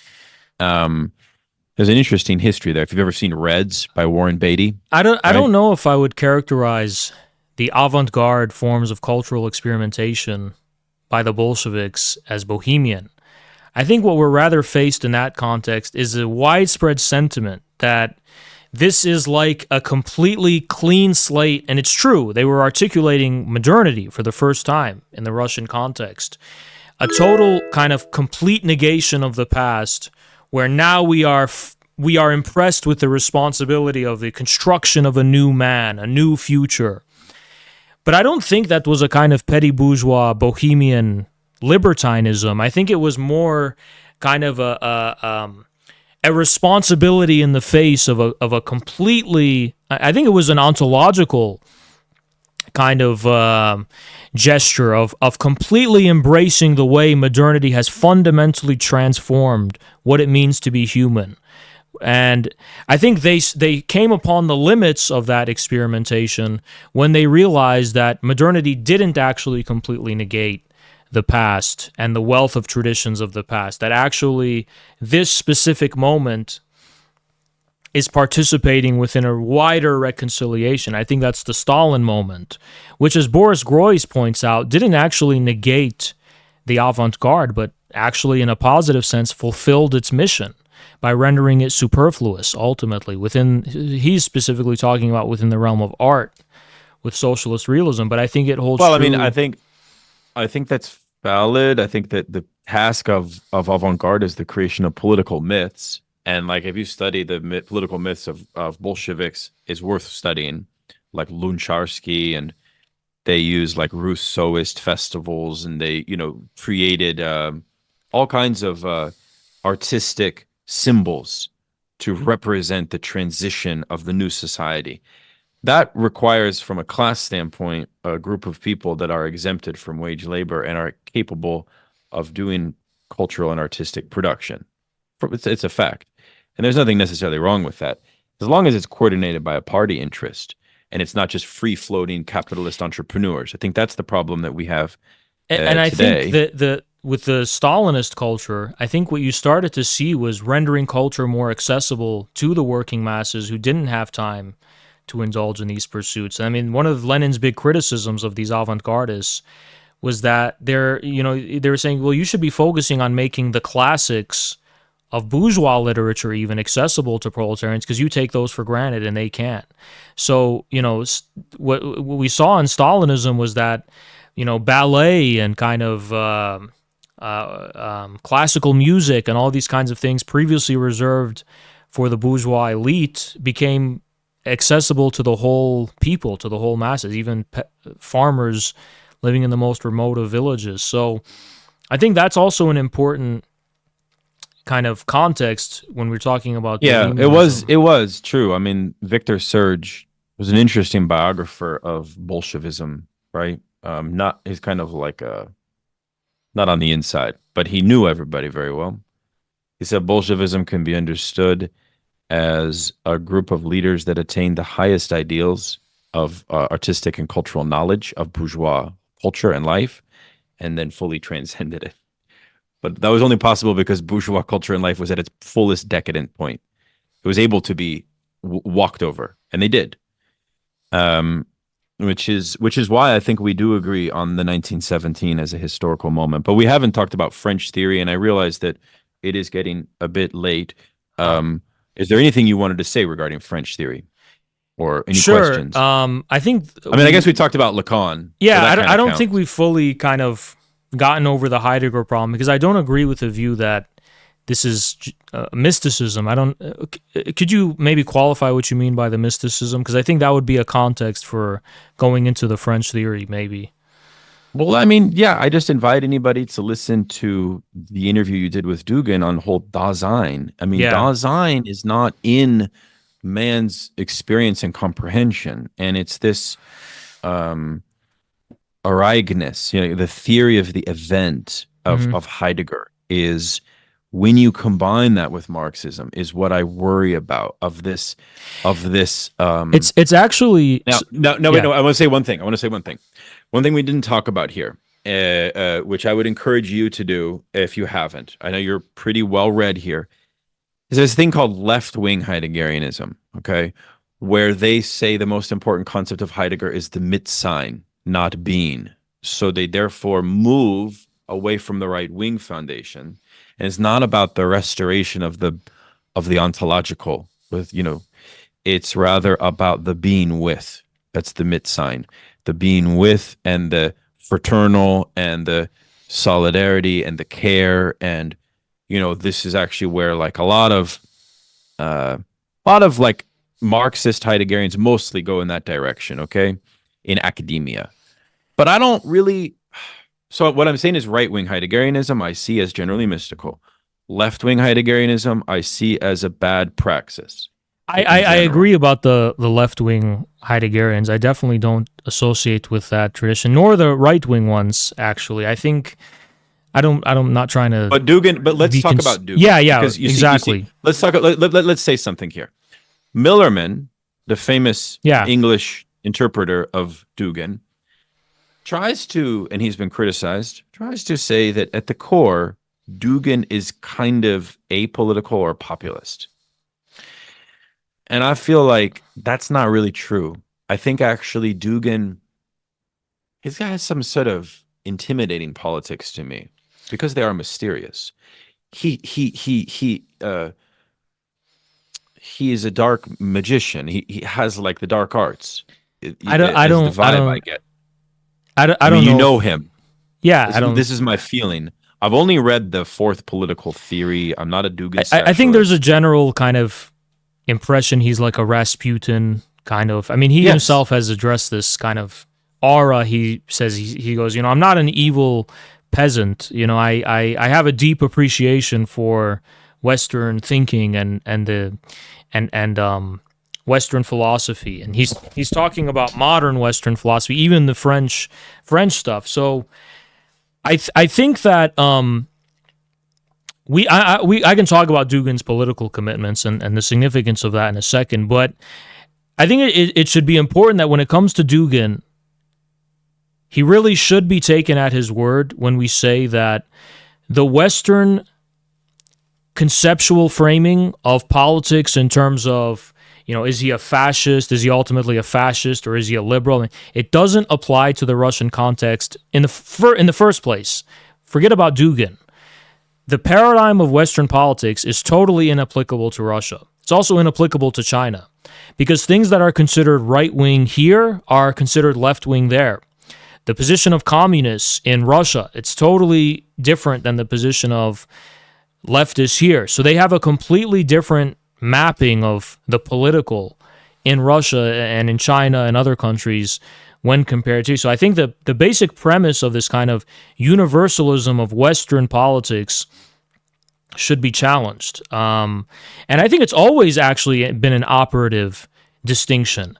I think that American communists, as in the 1920s, didn't understand what was going on in Russia. I think there's always been a translation error. Maoists in America didn't understand. I mean, when Maoists in the West met actual Chinese communists living in China, it was always a disaster. It was always just like a confusion on the part of the Chinese. Like, what are you talking about? I Nudism will, and sexual yeah, liberation? What is that, right?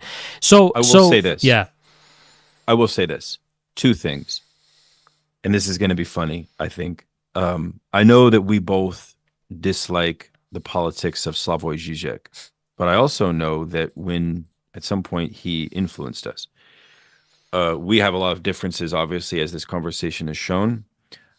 I did an interview with him once where I asked Zizek, what is your opinion on Dugin? Do you think he's a serious philosopher? And this was right as the Russian-Ukraine thing was going on. And of course, I didn't like Zizek's position there.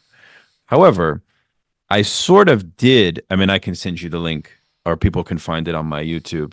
I sort of did agree with his general position, which is that, I mean, there is a sort of hodgepodge of somewhat incoherent things going on. One case in point. Tell me this business of chaos. What yeah. is this business of chaos? I kind of Yeah, understand it. yeah. No. Actually, it's a good question. Please, because tell me. I What is this about? So my take, he's written a lot about it, but I'm gonna just refer to what he wrote in Political Platonism, which is one of my favorite books by him. So Dugin was coming from a background of young dissidents in the late Soviet period, and many of whom were in fact indulging in mysticism purely as a subversive countercultural phenomena, a response to the general kind of nihilism and cynicism and stagnation of the late Soviet period. Definitely an immature context. I mean, he himself would acknowledge that. His dissidence wasn't coming from a pro-Western anti-communism as much as it was a response to the barren state of spirituality, even in the communist sense. I mean, China had the Cultural Revolution.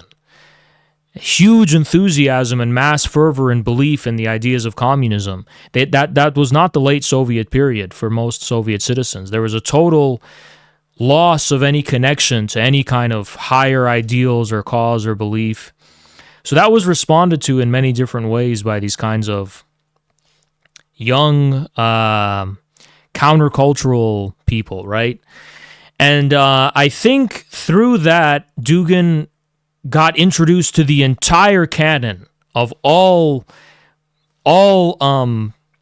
schools of thought in the West. People think like, oh, he's no, it was everything. He was reading Lacan. He was reading the French theory guys. He was reading Lukacs, and he was reading all these literally everyone. And the totality of that is what kind of leads him to the later theories he has on Russia's missing logos in general. We're like searching throughout the entire canon of Western thinking, nothing quite fits right for Russia, right? And that's a recurring theme later, but chaos specifically. So I don't know how that entered originally Dugin's thinking through Alienist or Crowley or something. I don't know, but I could tell you what it actually means for his thinking as far as I know it now, right? So Dugin is drawing upon Heidegger in his acknowledgement and his recognition of logos as the revealed form of Dasein in the West. Now, Dasein seems like a mystical concept in general, but when you simplify it, Dasein is just a being for whom the question of what it is, which is at odds with the question of what it is, right? Now, why that's idealistic within the frame of Heidegger exclusively is because it already is framed as a question for the thinking consciousness. And that's an important point I want to stick on a note here, because it's relevant for what I consider significant about French theory and why I think French theory was a progressive development from Heidegger.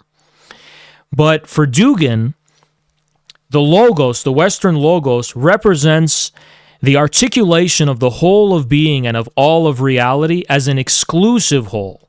So it's an exclusionary form of thinking, according to which, for example, the spoken word and the relationship between words and concepts and so on becomes the fundamental horizon of all of reality to the exclusion of its premises. All identity becomes reducible to the identity of difference, because from Heraclitus, what do we learn? All that exists is change. All that exists is difference, right? That's the incipience of logos as the seminal kind of principle of the West, the revealed Dasein, the being which is at odds with the question of what it is. Well, why that's even framed in the way that Heidegger puts it is because, in a way, it presupposes the logos as the revealed form of being in the form of a relationship based on difference, purely difference, right? To the exclusion of positive reality and positive being. So Dugin contrasts logos with a kind of supplementary or opposing concept, which he identifies with chaos, Rather than the exclusive whole, which is logos, Dugin identifies chaos as an inclusive whole, for which logos is just one of its many infinite possibilities. He says that the logos, what's the word, kind of swims like a fish in the womb of the chaos. The chaos is not incompatible with the existence of logos. It's just not reducible to it. Okay, so Dugin's chaos has an actual exact correlate within French thinking, right? It's just Lacan's non-all. It's the same exact thing as Lacan's non-all, right? It's the all, yes, but it's a non-all. It's an inclusive whole, which is not reducible to any instantiation of what it is. It's not the whole as the sum of all of these different parts. It's a non-all, right? You know, you're familiar with this concept. I'm familiar with it. And in fact, the woman as the non-all, for example, right? So Dugin identifies chaos with this kind of feminine principle rather than the masculine principle of logos. So for him, chaos is just. That's why I in my thread I say that Dugin can be interpreted as a kind of non-dialectical materialist. You know, he would very much disapprove of that characterization. But when you think about it, all chaos is just a kind of vague point of reference of just material reality as such, just material being, right? Not material being as it enters a positive determination of some kind, which you only get through the dialectical materialism, but just like the pure antecedents of material being, right? And I think it's a kind of post-phenomenological non-dialectical materialism, basically. Well, I think the problem that I have with it is the possible mystification around violence. I mean, one of the things that concerns me with Dugin is a certain theory of the event of the Heideggerian Ereignis vis-a-vis the self-realization and the destiny of realization of certain forms of cultural formations that come into existence vis-a-vis violent catastrophe, which is why, like recently, he's talking about how Russian society must prepare men and women for upcoming militarization, for example. So is that an example of that? That concerns me, especially because if we then apply that to the composition of the MAGA base, well, we know that the MAGA base, because of their immiseration from post-industrial life, could give a shit about imperialism. Trump is the least imperialistic there. Why is he least imperialistic? In part because this class is done with these wars in some sense, which is a positive development. But you see, I'm worried that Dugin is giving us so much that I'm concerned. I have a lot of concerns about this, to be honest with you. And I don't know. I'm also getting a little bit tired because I'm a dad with 2 kids, and yeah, no problem. It's getting late for me. But I mean, we can go on and on about these things. I mean, I think it would be interesting to see what you think about what Zizek says about Dugin on a side point. One other thing I want to say about the not all. Okay, so you have this theory of patriarchy where you basically, as you articulated earlier, and you also say that you have a fidelity to Lacan. But one thing I want to say about that is Lacan has this notion, this is why he's kind of critical of patriarchy at the metaphysical core, of the non-rapport of the sexual relation, which means that there is no harmony of men and women, right, at the core. Now, if you are a Jungian, if you are a mystical thinker, you would submit that there is some kind of unity or harmony. Lacan is not on the side of a harmony there of the sexes. And I wanted to ask you if you are on the side of harmony, because I think that most patriarchal thinking is on that side. Is that your view? I agree with Lacan that there's no sexual relationship, but it needs to be qualified. There is no sexual relationship from the standpoint of the subject involved or engaged in the sexual relationship. So at the level of their desire, at the level of their fantasy, at the level just of the kinds of subject entangled in the sexual relationship, there is no sexual relationship, right? And I think my affinity with the mysticism you're talking about doesn't come from the view that there's this kind of there's this deeper harmony of the sexual relationship within the relationship. My view is that the harmony comes from without the relationship, from outside of it. So at the level of, for example, the type of civilization and society the sexual relationship inadvertently produces and inadvertently is part of, and which is inadvertently the context of the sexual relationship. Once you escape the enframing of the desiring subject and you go to the level of the material being and existence of families and type patterns of reproduction, I think the impossibility of the sexual relationship becomes superfluous. Because really, by that definition of Lacan, all this fulfillment of the sexual relationship is a kind of the full fulfillment of the kind of desire of the male or the woman, of their fantasy, of their acquisition of a kind of full jouissance.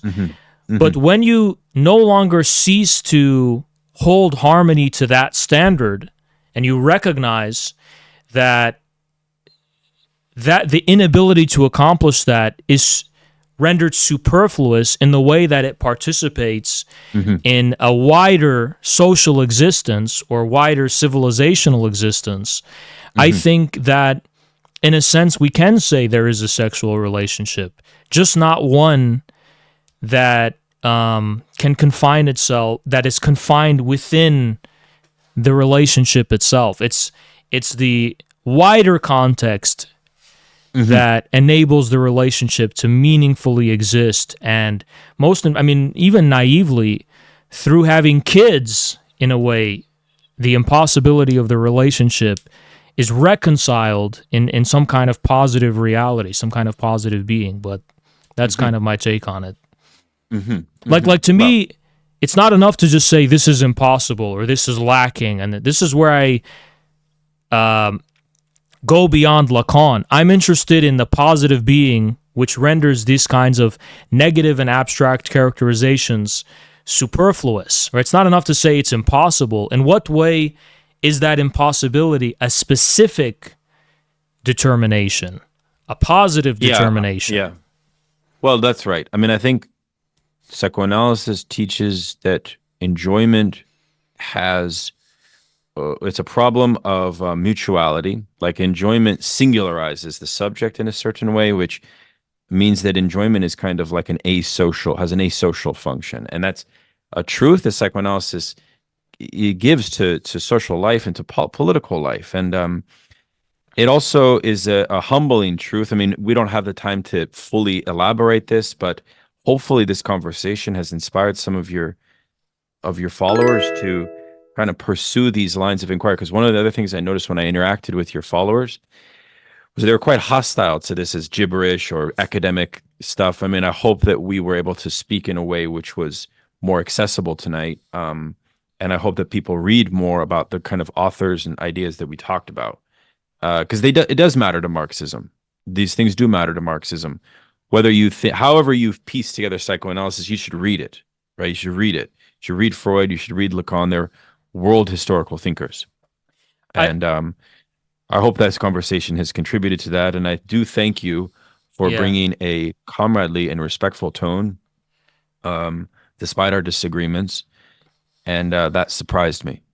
No, so thank you. I appreciate you coming on in good faith and having this discussion. I want to leave on a final note because I wanted to bring this up, but I wasn't able to, about going from Heidegger to French theory, because I discussed this with Dugin himself off camera. All right. So very briefly, I just want to say, my problem, why I think Heidegger is idealist, is because for him, the question of being, or the problem where being is at odds with what it is, right? The assumption that that is automatically enframed as a question for the thinking consciousness stems from the fact that Heidegger subscribes to the premise of Western philosophy according to which thinking and being are the same, which is from, I believe, the Parmenides, if that's how you pronounce it, from Plato. Parmenides, Parmenides, yeah.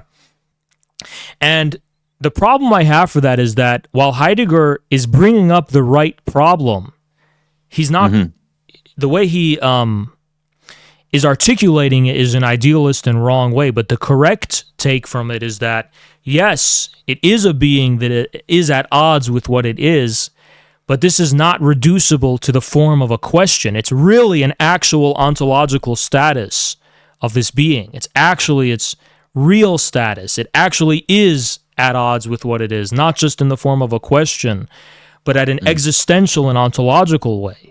And that is precisely where the significance of the Freudian subject intervenes, this kind of subject at odds with what it is actually, not just as a question, but as a desire, as a kind of fulfillment of the fantasy.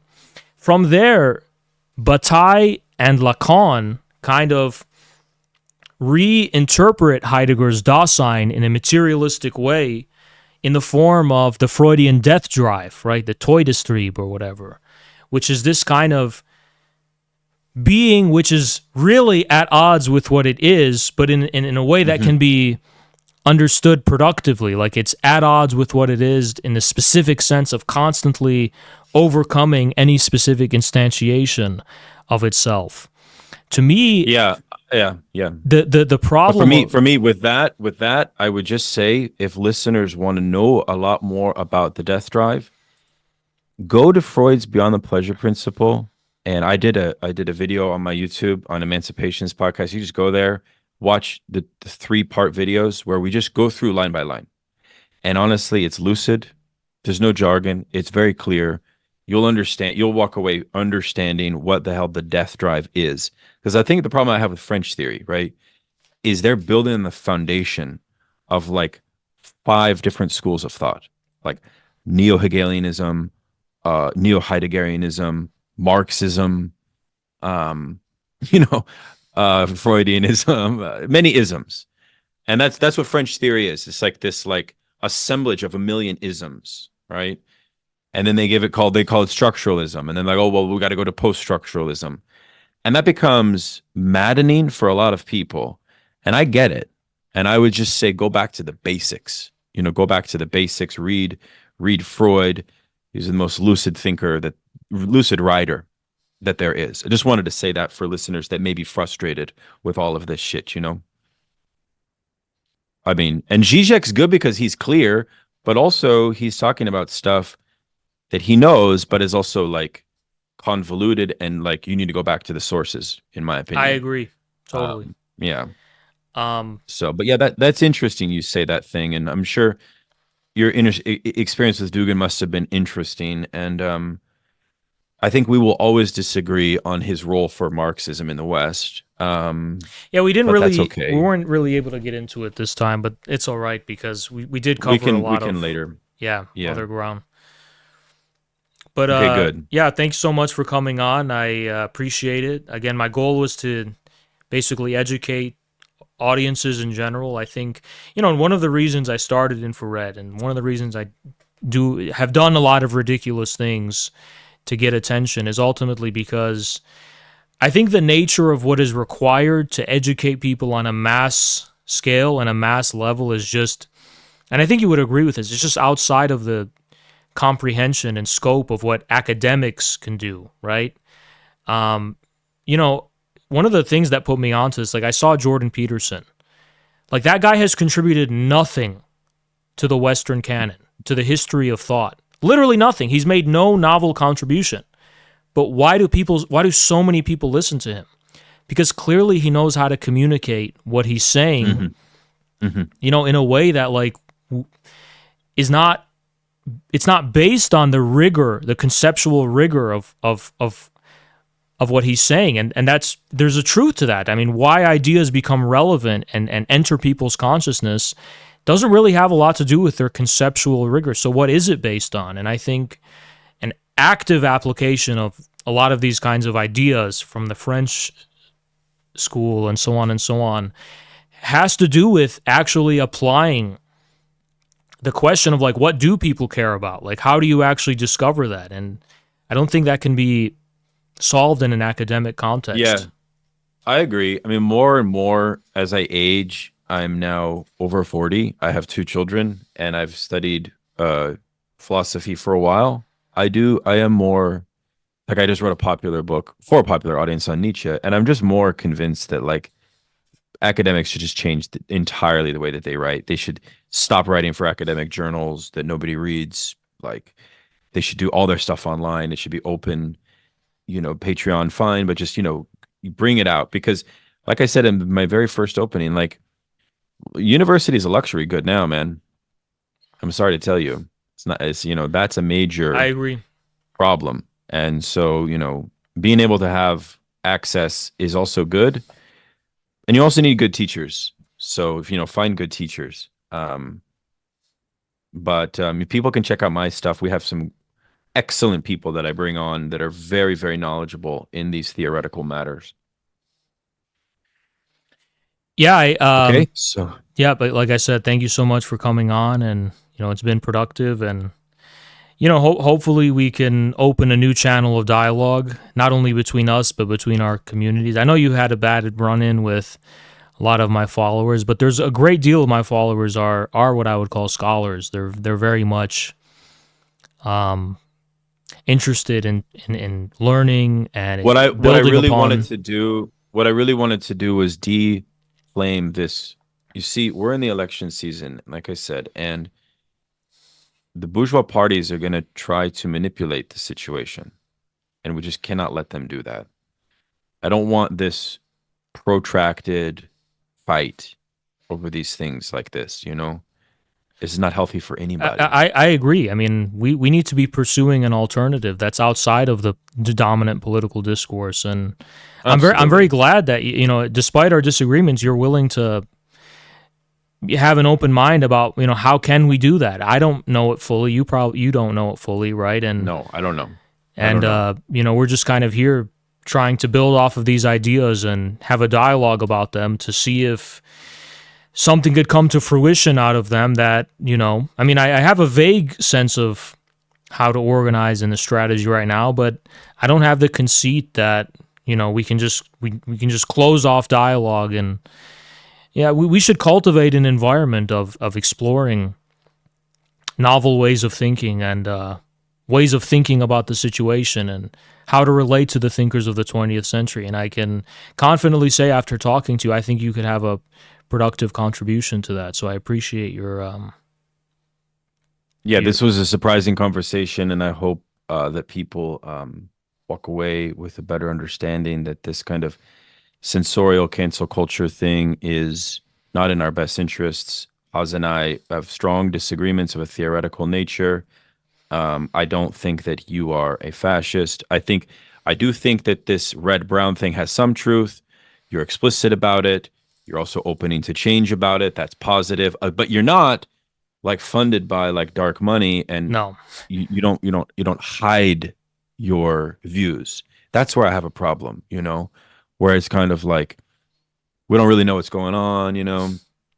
Um, so you guys are a bit more out in the open, and everything you do is streamed. So everybody that follows you that I know is like sending me videos of things that is said, including things that you say which are pro LGBTQ. People will send me things you say that, over time that are pro LGBTQ, right? So I know it's an evolving platform, is what I'm trying to say, and that's Yeah, positive. like I said, our intention is not to offend and denigrate people or attack people's dignity, because whatever we think about the phenomena, um, it's ultimately based in the perspective of being pro humanity, being in favor of what's best for the happiness and welfare of the people. And if this LGBT stuff is becoming widespread, even if I disagree with it or consider it a negative phenomena, that doesn't mean I have the right or want to attack the people who are being a part of this phenomena. That's That's Well, obviously. you also have the duty as a leader of all of these people that look up to you to never allow them to do it as well. I So, or totally agree. And I want to say, I discourage my followers. I mean, we get into scuffles. I mean, one of the reasons we're able to maintain this platform is because we have a strong sense of defending our integrity, self-defense, because even Zizek, I mean, if anything, he should have gotten canceled over his pro-imperialist positions like on Yugoslavia and others, but that's not what he got canceled over. He got canceled over a very mild criticism of gender theory where it wasn't even like he wasn't even transphobic at all. It was just a kind of vague disagreement, and suddenly he's a fascist. And it's a big problem. How could any community get cultivated now without becoming cannibalized and victimized by this ridiculous like leftist psychopathology? So, I mean, you may disagree with our approach, and I agree it can get harsh sometimes, but ultimately, if someone is just a sexual minority of some kind, that's not a blank check. I want to tell this to my followers to reiterate. It's not a blank check to start abusing and attacking people or even be rude or disrespectful to them. You should ultimately put the dignity and respect of human beings first before anything in good faith. If we ultimately believe that a communist movement or a communist society is ultimately going to make society more heterosexual, right? Then it won't happen by hunting down sexual minorities. It will happen organically by people being less. If we're right, it will be proven. There's no need to attack these minorities. So, and I don't think anyone should take it personally, because I ultimately don't have any hatred at all for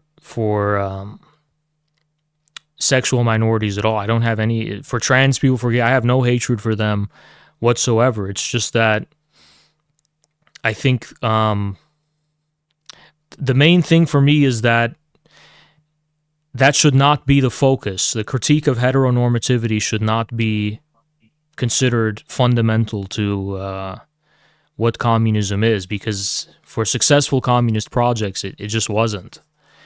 But I think that's what I would conclude it on. Yeah. Well, on that, my friend, thank you. And thank you so much. To be continued.